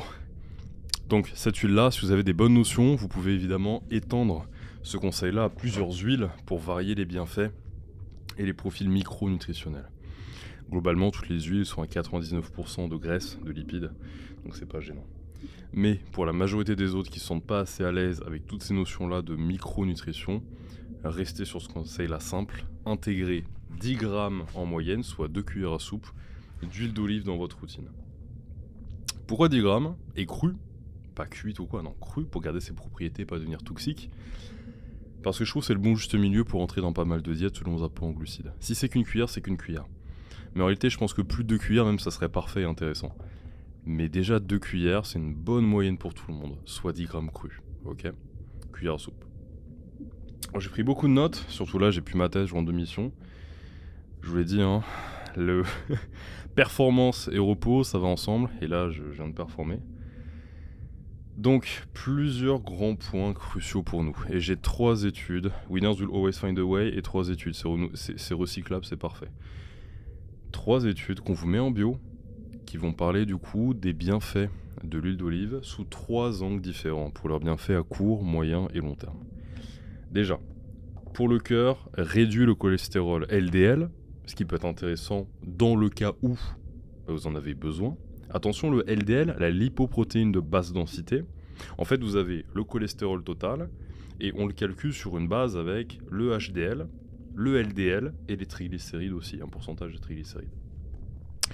Ce qui est intéressant dans beaucoup de cas, et dans la santé de manière générale, puis vous en savez dans l'âge aussi, donc ce conseil-là de l'huile d'olive, je l'étends et je le confirme pour tous ceux qui sont plus avancés dans leur pratique et également dans l'âge. Dès qu'on commence à dépasser 35-40, commencez à regarder vos bilans lipidiques sur une prise de sang et vos prises de sang de manière générale. Ça dicte la santé de votre cœur. Donc, Ça peut réduire un petit peu le LDL, qui est souvent facilement plus haut. C'est les lipoprotéines de basse densité. Elles sont importantes, mais elles déposent du cholestérol, notamment dans les artères, ce qui a un rôle important, mais pas forcément absolument... Enfin, qui, si en excès, est gênant. Mais HDL, lipoprotéines de basse densité, et lipoprotéines de haute densité, donc LDL, HDL, lipo de basse densité, lipoprotéines de haute densité, donc en soi anciennement appelé bas et mauvais et bon cholestérol, ces deux-là travaillent en réalité ensemble. Ok, donc cette huile va permettre de gérer, donc potentiellement réduire le LDL si en surplus, et maximiser le HDL, le bon cholestérol, qui lui du coup prend le cholestérol déposé dans les artères et le redirige à différents organes, ok, notamment le foie. Donc augmenter le HDL, gérer, si ce n'est diminuer au besoin, le LDL. Donc ça permet de trouver un bon équilibre entre les deux. De ce côté-là aussi, pour le cœur, pour rester dans la thématique du cœur, améliore le fonctionnement des vaisseaux sanguins et réduit la pression artérielle. Là aussi, une meilleure circulation et moins d'obstruction dans la circulation sanguine. Donc un gros point santé important, et ça communique évidemment avec le cœur. Protège les artères grâce à ses antioxydants, donc on est surtout sur les polyphénols et diverses vitamines, notamment la E. Pour les muscles, optimise l'utilisation du glucose et limite la dégradation musculaire, protège les cellules musculaires du stress oxydatif, très important, donc il est antioxydant. Et évidemment, comme toute bonne graisse, même s'il n'y a pas bonne et mauvaise graisse, de la même façon qu'il n'y a pas bon et mauvais cholestérol en soi, il y a des graisses polyinsaturées, monoinsaturées, donc la famille des graisses insaturées, on va retrouver pas mal d'oméga, oméga 3, 6 et 9 principalement, même s'il y en a d'autres, selon la chaîne. Et de l'autre côté, les graisses saturées. Il y a également les graisses transformées, mais celles-ci, c'est les cheat meals, c'est la bouffe transformée, on n'est pas censé en avoir.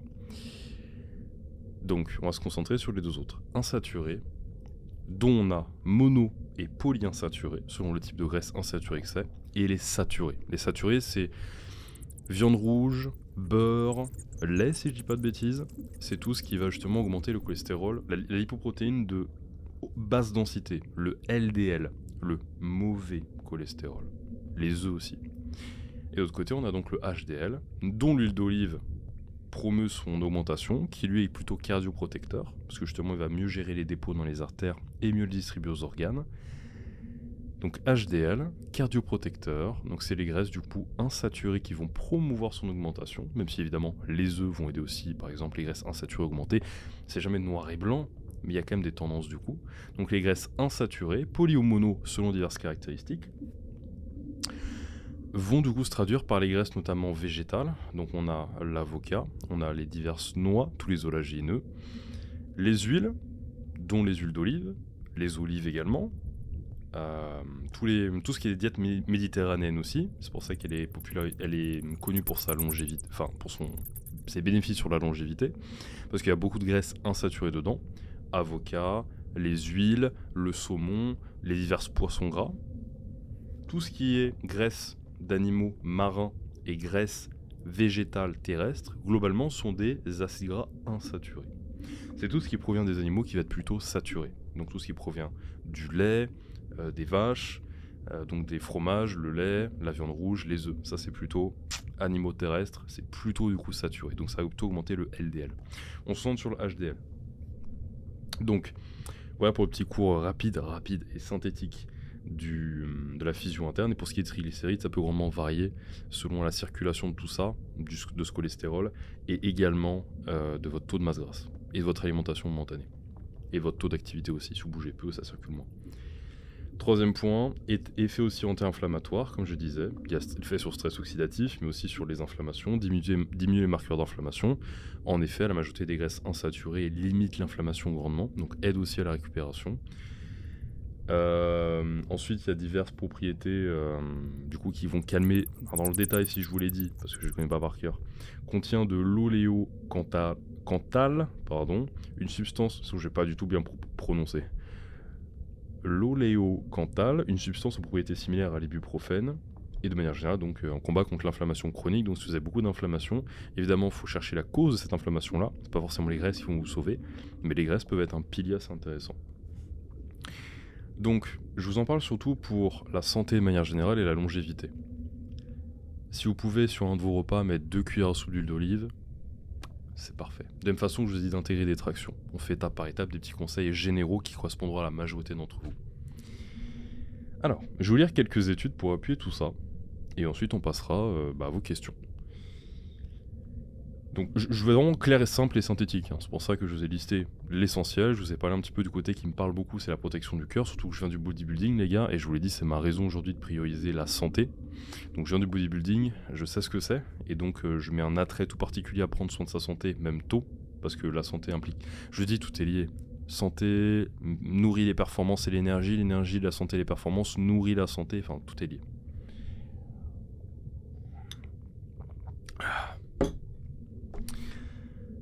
Ça tenait Alfred. Étude numéro 1, elle est en bio les gars, sur PubMed. Du coup, je synthétise un petit peu l'idée, j'ai traduit en français. L'huile d'olive extra vierge, parce que oui, je vous recommandais l'extra vierge. En fait, il y a plein de petites caractéristiques assez intéressantes. Notamment dans le goût, pour reconnaître de la qualité d'huile d'olive, la contenance dans une bouteille en verre, et plein d'autres choses qu'on va voir.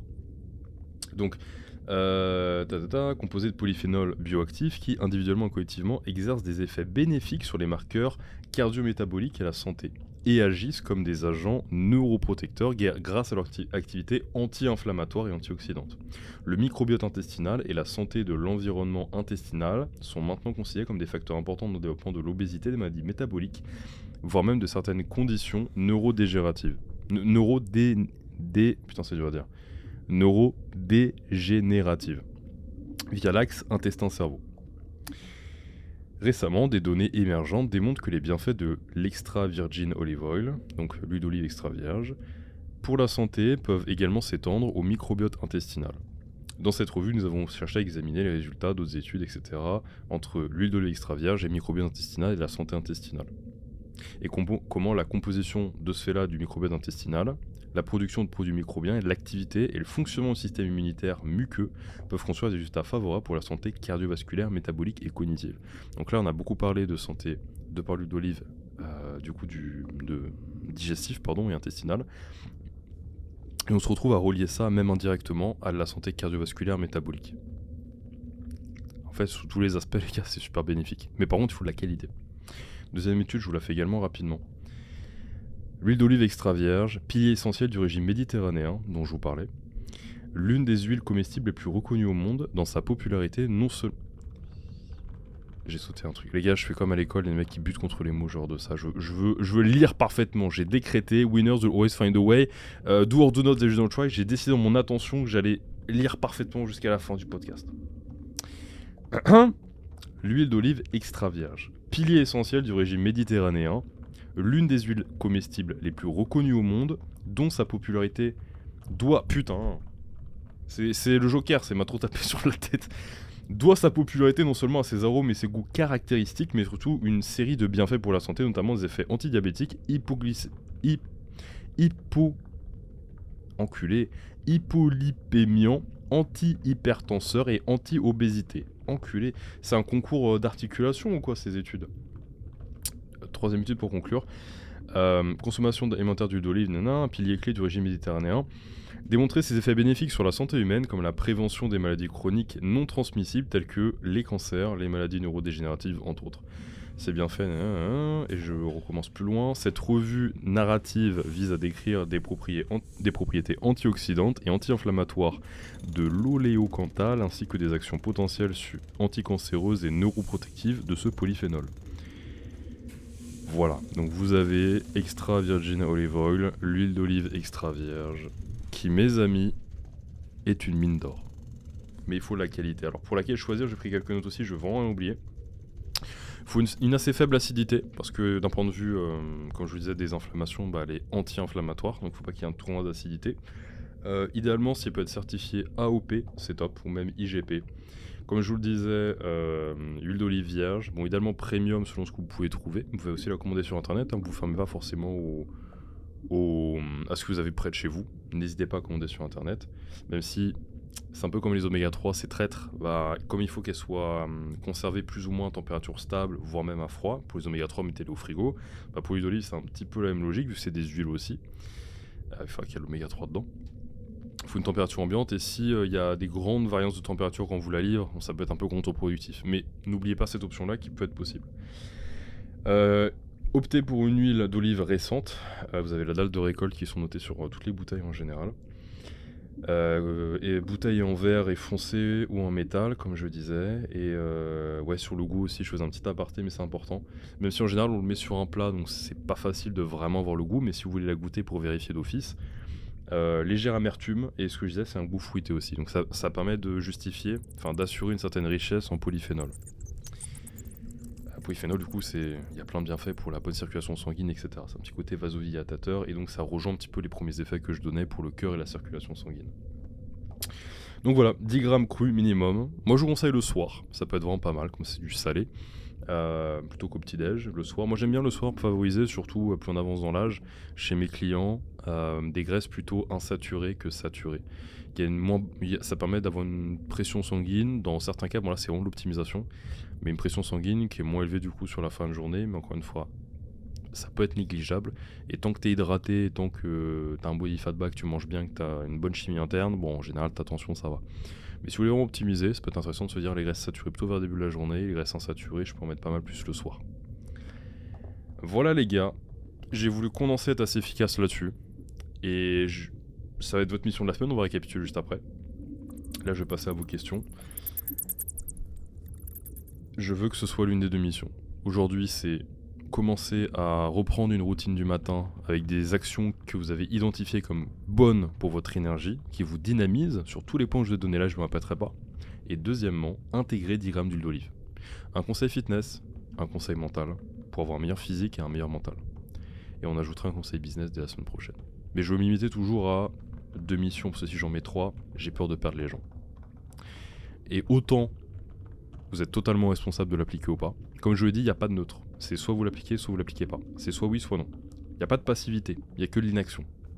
Si vous m'écoutez, vous n'êtes pas actif, face aux leçons que je vous donne là, je le répète, mais c'est de l'inaction. C'est pas de la passivité, c'est pas de la neutralité, c'est pas de la curiosité face à ce que j'ai. Non, c'est de l'inaction. C'est soit oui, c'est soit non, il n'y a pas d'entre-deux. C'est la réalité de la vie. C'est ce qui fait que certains gagnent et d'autres ne gagnent pas. C'est qu'ils pensent qu'il y a des choses pas importantes, mais tout est important. Donc voilà, 10 grammes crus chaque jour. Vous pouvez les mettre 5 grammes sur un repas, 5 grammes sur un autre, comme vous voulez. Je vous encourage grandement à le faire. Et pour les plus avancés, vous pouvez choisir une autre type d'huile qui a les mêmes propriétés si vous y connaissez bien. Mais pour tout le monde, je vous recommande globalement l'huile d'olive extra vierge. Okay, pas bio, bio c'est un piège, c'est pas forcément un gage de qualité, mais extra vierge et idéalement premium. On passe à la partie 4, vos questions, il y en a quelques-unes.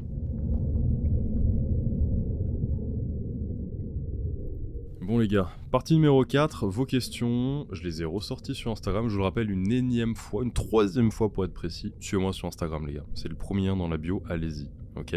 Et partagez ce podcast également sur Instagram. Dans un premier temps, abonnez-vous, et ensuite partagez. Alors on a pas mal de questions, je vais en choisir quelques-unes, et on va démarrer. Alors du coup, putain une, elle m'a surpris. Coco vert. J'ai pas une thune, comment je mange mes protes? Alors, ça peut paraître marrant, mais c'est une vraie problématique si vous avez pas assez de budget. Bon, je vais pas te lâcher un winners will always find a way et te dire de voler, sinon je te rappelle que je suis Batman, donc je vais t'exploser les genoux. Si tu voles, même si tu voles une pomme, je t'explose les genoux en fait, c'est la justice. Donc ne vole pas tes protéines. Par contre, tu peux essayer d'avoir des alternatives un petit peu moins qualitatives, un petit peu moins chères. Comme par exemple le thon en boîte, même s'il y a eu un débat il n'y a pas longtemps sur la qualité, mais j'ai envie de vous dire, tout est pollué aujourd'hui, en particulier les poissons, donc ça m'étonne pas, mais à quel point ça a un impact, ça va dépendre, et ça va être le jeu des nombres. Si vous en mangez tous les jours, en grande quantité, pendant des années, c'est pas top, c'est sûr. Maintenant, moi j'en ai beaucoup mangé, ça peut vous rassurer. Il y a un moment, si t'as pas de thune, t'as pas de thune. Et si ça dure qu'un an, etc., parce que bon, au bout d'un moment, je te le remets dans la figure quand même, les gagnants trouvent toujours un moyen. Et si t'es pas foutu de faire un peu plus d'argent alors que t'es censé en faire plus pour optimiser ton physique, ta vie, tes conditions, parce que ça, t'en es responsable. J'ai pas dit que ça se fait en 2 secondes, mais j'ai dit que ça se fait. J'ai pas dit que c'était facile, j'ai pas dit que c'était rapide, j'ai pas dit que c'était le but de devenir millionnaire, mais j'ai dit que ça se faisait et que tout le monde a le moyen de faire plus d'argent. Peu importe si t'es salarié ou pas, je m'en fous complètement. Donc déjà t'as une perspective à améliorer. Mais momentanément t'en as pas, que tu sois étudiant ou quoi, ben privilégie peut-être du thon. Ou alors tu peux même prioriser des sources, peut-être si vraiment c'est la merde, Prioriser des sources de glucides où il y a pas mal de protéines dedans. Mais ça reste des protéines végétales, donc le profil d'acides aminés est pas aussi complet que protéines animales. Donc il en faut plus, il en faut plus varié. Tu peux un peu te casser la tête quand c'est que ça. Je vais dire avec beaucoup de clients, surtout quand il n'y a pas des quantités faramineuses de nourriture, je compte en général que les protéines animales, donc les protéines directes, et pas nécessairement les indirectes. À part s'il y a une diète énorme et énormément de glucides, évidemment là ça commence à faire. Donc tu peux jouer soit sur chercher dans d'autres sources que des protéines directes, ok. Mais encore une fois, c'est pas les mêmes protéines quand même, faut pas déconner. Vous racontez ce que vous voulez, je m'en fiche. C'est la réalité du terrain, ça fait 10 ans que je fais ça. Et des alternatives pas chères. Du style... Je serais toi, je garderais une base de œufs entiers quand même. Surtout que les œufs entiers, t'as du protéine dans le jaune et dans le blanc. Donc au final, si t'as 3 œufs entiers, t'as déjà plus ou moins une vingtaine de grammes de protéines. Surtout c'est pas des petits œufs. Donc au final, tu te retrouves avec un truc où déjà t'as un bon apport pour un premier repas. Je serais toi, ouais, des sources cheap, mais ne fais pas durer longtemps en situation. Parce qu'en fait, des compléments alimentaires, ça va rajouter de la whey et tout, ça va rajouter du budget. Donc vraiment, fais comme tu peux, ok ? Mais c'est problématique. Donc c'est là où il faut gagner en ressources. Pourquoi avoir arrêté Imperium ? Qu'en as-tu appris ? Alors c'est une excellente question. Coaching by Jérém. Pourquoi avoir arrêté l'Imperium ? Qu'est-ce que j'en ai appris ? Pour ceux qui ne savaient pas, j'ai bâti une communauté pour le bodybuilding dans laquelle on formait les coachs à devenir de meilleurs coachs, dans laquelle on formait les passionnés à être de plus grands passionnés. Et on s'attaquait à pas mal de notions assez poussées. Et j'ai décidé d'arrêter. En fait, c'était cet été. Je dis au 31 décembre, on arrête. Je voulais évoluer vers d'autres choses, et vous le verrez bien assez tôt en 2025. Comme je vous l'ai dit, en fait, ma mission maintenant, c'est plus d'être un bodybuilder et du coup de m'adresser aux bodybuilders. Parce que je vous ai déjà expliqué dans l'épisode 1 d'où je viens, et c'est plus ce que je veux mettre en avant. Moi, ce que je veux mettre en avant aujourd'hui, déjà, c'est être qui je veux être, c'est-à-dire un entrepreneur dans le monde du fitness, qui est pas seulement un coach, qui est pas seulement un ancien athlète, qui est pas seulement un mec qui essaie d'avoir un bon physique et qui est sur Instagram ou qui a un podcast. Non. J'entreprends dans le monde du fitness. C'est ce qui m'anime, c'est ce qui me parle, c'est ce que je veux. C'est qui je suis. Et je le fais via divers biais. Et vous allez très vite le voir en dehors du coaching. Dont l'Imperium, c'était déjà le cas. Mais on était quand même encore dans la niche bodybuilding et c'est plus à qui je veux parler aujourd'hui. Même si c'était un projet qui a été mené à son terme. Et c'est moi-même qui ai pris la décision d'arrêter il y a un moment. Et vous pouvez encore, jusqu'au 31 décembre, les portes sont ouvertes. Vous pouvez prendre un abonnement, aller checker. Il y a quand même plus de 100 heures de vidéos et plein d'échanges sur le forum, etc. Mais pour l'instant, justement, il va renaître de ses cendres. Je vous en dirai plus bien assez tôt. Mais pour l'instant, oui, c'est terminé. C'était une belle expérience. Alors la question, c'était quoi exactement ? C'est qu'est-ce que j'en ai appris aussi ? Là, c'est pourquoi j'ai arrêté. C'est qu'aujourd'hui, je suis plus dans le bodybuilding. Parce que j'ai lancé ça en 2023. C'était une super aventure. C'était un beau projet qui a beaucoup aidé. On a laissé une marque. Et on aurait pu aller beaucoup plus loin, mais c'était plus cohérent avec moi-même. Qu'est-ce que j'en ai appris ? J'en ai appris beaucoup de choses, parce que quand on l'a lancé, on m'a littéralement insulté en story sur Instagram. On m'a dit « ouais, il fait payer un YouTube de la muscu, etc. » Les mecs ne connaissaient pas l'offre, n'avaient pas compris. Il y a eu énormément de critiques, dont des critiques assez frontales et violentes. Et je les ai vues et je me suis dit le lancement s'est pas passé comme je voulais. On avait positionné l'offre, le choix d'entrepreneuriat, on avait positionné l'offre peut-être pas de la bonne façon. J'avais pas assez bien clarifié ça s'adressait à qui est-ce qu'on en tirait. On avait trop visé large en se disant ça aidera un peu tout le monde. Et au final, j'ai recentré ensuite sur les coachs et les passionnés plus qui se rejoignent autour de leur curiosité à en apprendre plus sur le bodybuilding, l'entraînement, la nutrition, les compléments, la préparation de compétition, etc. Et j'ai réuni une équipe golden. Il y avait vraiment des experts en physio interne, en préparation de body. Il y avait tous les gars, en body nati, etc. C'était une super équipe d'Avengers. De toute façon, je suis Batman, donc forcément. Pas les Avengers, la Justice League. C'est qui les Avengers déjà ? Bon, c'est PD. Donc la Justice League. Et c'était super. Ça s'est bien passé avec tout le monde, c'était top. Mais il faut savoir arrêter et reprendre les choses quand c'est plus aligné avec moi-même le bodybuilding. Par contre, j'en ai appris qu'il fallait bien se positionner vis-à-vis de qui on parlait. Et c'était la première fois que j'avais une offre qui dépendait que de la communication générale. Et j'ai trouvé plein de biais de la promouvoir et de bâtir une communauté où on atteint quand même beaucoup de membres. Et c'était une belle offre. Mais elle doit se conclure. Et je suis content qu'elle se conclue avant de s'essouffler. C'est moi qui ai décidé, alors qu'elle était en plein prime, de dire non, on va faire autre chose. Voilà pour te répondre, Jérém. Il y a aussi des décisions difficiles en tant qu'entrepreneur des fois. Comme là, moi, me sortir du coaching peu à peu en ce moment, arrêter mes anciennes offres et passer à une nouvelle. c'est non seulement un risque financier, mais c'est également un changement. Mais un changement qui permet de poser une nouvelle base, une nouvelle fondation et évoluer. Alors, Thibaut PBL, salut César, actuellement je m'entraîne 5 fois par semaine, dont 3 entraînements de muscu, upper, lower et 2 de boxe anglaise. Penses-tu que conjuguer ces deux sports est tenable en termes de fatigue et de blessure, sachant que je me complémente avec le pack équilibre et collagène, Raptor Nutrition les meilleurs, exactement. Que me conseilles-tu? Merci. Alors Thibaut, donc upper lower, 2 entraînements de boxe anglaise.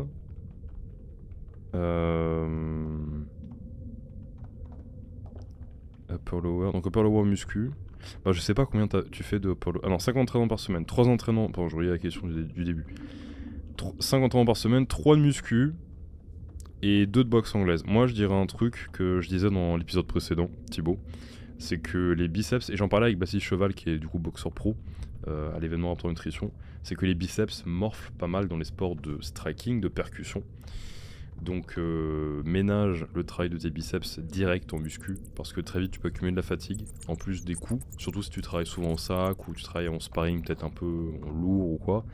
Si tu fais beaucoup de percussions avec le bras qui soit en supination, tendu ou quoi, ça peut fatiguer là, et là aussi. Et donc fais attention à comment tu jauges ça vis-à-vis de sessions au sac ou sparring. Mais en soi c'est pas gênant parce que ça fait quoi ce que je vous disais juste avant? Je crée le programme Bruce Wayne, et Thibaut, je pense que ça t'intéressera de voir la philosophie au fur et à mesure des épisodes, et dès lors que je le dévoilerai aussi dans son entièreté. Parce que tant que c'est pas fini et peaufiné, même si j'avance, et justement je peux créer des niveaux, je peux créer des versions, alors là je me recentre plus sur la technique et le combat en lui-même en application, alors que je l'avais fait au début, puis entre les deux, là, depuis la fin, sur cette fin d'année, j'avais beaucoup fait de cardio pour me conditionner à avoir un énorme cardio et bien me libérer dans mon corps et avoir un bon timing, bonne transmission de force. Bah là, je reviens sur, tu vois, donc en fait, t'orientes, il y a des saisons. Genre, tu peux pas faire de façon égalitaire une progression muscu et boxe. Il y a toujours plus l'un qui va donner à plus l'autre. Il faut juste que tu définisses par saison, là, tu veux progresser plus dans lequel. Ça veut pas dire que tu as pu progresser en muscu dès que tu progresses en boxe, et vice versa, non. Mais il y aura toujours une intensité et une intention qui sera plus vers l'un ou vers l'autre. Comme on parlait d'énergie, là, au final, c'est un miroir. Plus j'en donne à la boxe et l'intention et la volonté de progresser, moins j'en donne à la musculation, donc au upper lower. Ensuite, tenable en termes de fatigue, moi je te conseillerais de faire attention à la fatigue locale parce qu'en soi c'est 5 entraînements, dont du coup 2 en boxe qui sont cardio et les autres c'est 3 entraînements de muscu en upper lower. C'est assez généraliste, ça devrait aller, juste espace et positionne les séances intelligemment.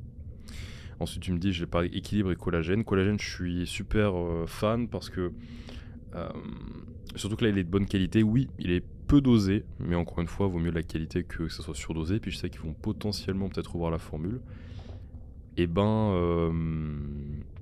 ouais, collagène, il y a le syndrome de Wolff aussi, en musculation quand on répète des mouvements, il y a le cartilage et la structure osseuse qui se reforment par-dessus le muscle, et souvent on a des pathologies, donc le collagène pour moi, je vous en parlerai dans un épisode à venir, mais c'est ultra important, surtout quand c'est de bonne qualité.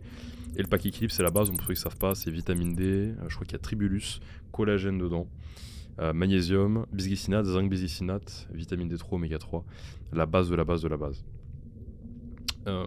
Donc pour moi ça c'est super, c'est essentiel, mais comme je le disais au début d'épisode, au final on se retrouve à... Ça c'est une extension de ta nutrition, et il faut que tes aliments, donc intègre l'huile d'olive pour limiter aussi l'inflammation, booster la récup, et d'autres graisses insaturées, vraiment, et une nutrition bien solide. Les compléments c'est toujours du bonus, même si t'as pas une nutrition parfaite, ces compléments là, comme ils sont de qualité et ils sont bien choisis et bien dosés, si tu les doses bien, suis les recommandations tout simplement, ça t'apportera des bénéfices. C'est quand même important d'avoir la grosse base dès le départ d'un entraînement intelligent, d'une bonne récup et d'une bonne nutrition. Ok ? Donc voilà pour te répondre. Donc attention à tout ça, mais globalement oui c'est tenable, c'est simplement comment tu l'appliques. Parce qu'en soit tu peux faire un upper lower qui est mal fait et des entraînements box qui sont trop fatigants et là ça tiendra pas, mais si tu doses tout bien, tout ira bien. Donc voilà les gars pour vos questions. Écoutez,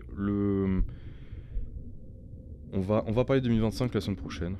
Au début de podcast, je dis j'étais pas sûr de si on le... Voilà. Puis surtout que j'ai peur que j'ai pas peur déjà, je suis pas peur, je suis Batman. Mais j'ai pas envie de me faire appeler à Gotham. Donc je vais conclure là-dessus. On va récapituler sur vos missions la semaine prochaine.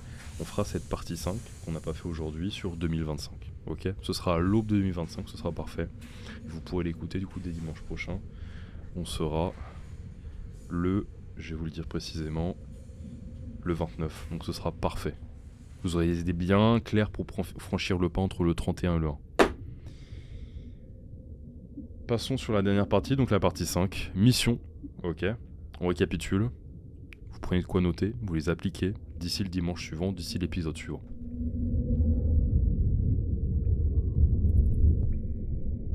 Bon les gars, pour récapituler cet épisode-là, qui était passionnant, beaucoup de choses à dire.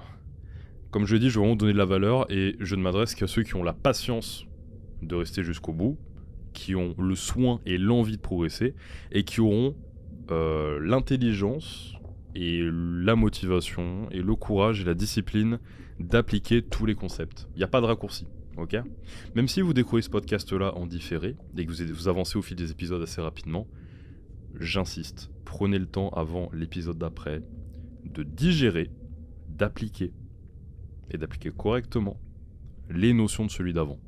Parce que plus la base est solide, mieux c'est. C'est pour ça que j'espace avec des conseils, une poignée de conseils seulement, et de missions surtout, de missions en fin d'épisode.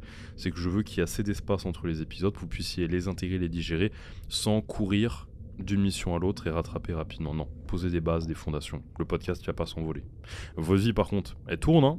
Donc faut pas traîner, mais faut quand même mettre les choses, des bases solides, ok ? Vos missions, il y en a 2 comme je vous le disais. Premièrement, identifier les actions qui te rendent plus énergique, qui te donnent de l'énergie.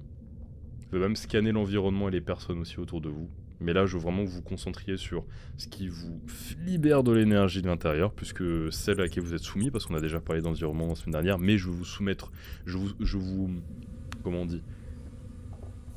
vous sensibiliser, voilà, à l'énergie à la fois extérieure et interne, parce que les deux sont cruciales. Identifier les actions qui vous rendent plus énergique et créer une routine du matin pour cette saison-là de votre vie. Ce sera peut-être pas la même en février, ce sera peut-être pas la même fin janvier, peu importe. Repérez des tâches qui dès le matin vous mettent dans le bain. Très important. Et répliquez-les. Ça peut être calme, comme moi je disais, j'aime bien noter où j'en serai en février dans ma vie. Ça peut être beaucoup plus intense, comme j'aime aussi. Tout de suite se programmer des coups de fil le matin, comme ça tu bondis du lit, tu prends ta douche, tu te laves, machin, t'as pas mangé, t'es en forme, paf, t'y vas. Ça peut être aussi boire un certain truc, prendre le soleil, faire 2-3 petites habitudes, tâches un peu no-brainer, et puis ensuite passer sur du deep work, et ensuite être bien dedans. Ou ça peut être aller s'entraîner et revenir. Ce qui vous donne de l'énergie, on est tous différents là-dessus. Deuxième mission, pareil pour tout le monde les gars. Là, que vous soyez coach, que vous vouliez simplement améliorer votre physique, et que vous vouliez surtout améliorer votre mental, même si physique et mental, les gars, commencez pas à être dans une team et pas dans l'autre. Si vous êtes un go muscu et que vous sensibilisez pas à votre mental, faites une grosse erreur. Comme je vous l'ai dit, tout est lié. Et j'ai pas envie qu'on soit forcément 1 million à écouter ce podcast-là. Si on est 5, on est 5. Si on est 15, on est 15. Si on est 100, on est 100. Si on est 500, on est 500. Je veux des gens qui avancent grâce à ce podcast. Je veux que ce podcast laisse une trace et change la vie des gens. Parce que quand je reçois vos messages de merci pour l'épisode, quand je reçois vos messages de putain c'était intéressant, putain ça m'a parlé, ah j'ai mis ça en place, je me sens mieux. De la même façon que faire ça en coaching, en changeant la vie des gens, et par ailleurs leur hygiène de vie et leur mental m'a accompli, je veux ici m'adresser seulement aux gens prêts à le faire. Partagez ce podcast dans vos stories, notez ces actions-là, appliquez-les. Prenez soin de vous, réconciliez-vous avec vous-même. Et commencez à être plus difficile avec le monde. Vous savez, des fois, il y a des fois où je me dis, il faut que je sois plus extrême dans mes pensées. Il faut que je sois plus brutal. Parce que des fois, je vis des situations où ça me rappelle à quel point je veux m'améliorer, etc. Et d'autres pas du tout. Et d'autres ont des standards à chier. Prenez un petit peu en confiance là-dessus. Si vous écoutez ce podcast-là, vous en êtes déjà arrivé là. Si vous avez écouté les épisodes précédents, si vous allez continuer à appliquer les leçons, les missions, vous êtes en bonne voie. Mais être meilleur que les autres, c'est pas la finalité. C'est avant tout accomplir, être aligné et accomplir ce que vous voulez. Soyez cohérent avec vous-même. Vous mentez pas. Faites pas des choses que vous n'aimez pas. Ne parlez pas ou ne travaillez pas avec des gens que vous n'aimez pas, qui ne sont pas bons pour vous. Parce que vous n'osez pas dire non. Vous n'osez pas changer. Vous n'osez pas que la perception de vous change chez les autres. Or, c'est obligatoire à un moment si on veut changer des choses. Donc, deuxième mission, consommer 2 cuillères à soupe d'huile d'olive, donc 10 grammes, en moyenne, chaque jour. Prenez cette habitude-là. Entrez-le dans votre diète, dans votre application. dans votre MyFitnessPal, ce que vous voulez si vous utilisez ce genre de truc-là. Ok ? Partagez, les gars. Je vous demande rien d'autre. Partagez ce podcast dans votre story Instagram. Un ami qui en a besoin. Un ami qui est dans une passe difficile, à qui ça parlera. Partagez-le. Je peux pas porter ça tout seul sur mes épaules, les gars. Je vous le transmets, mais relayez. Les gars, les gagnants trouvent toujours un moyen. Restez fidèles à vous-même. Avancez chaque jour, chaque semaine, chaque mois. Et on se retrouve la semaine prochaine pour l'épisode numéro 4, déjà.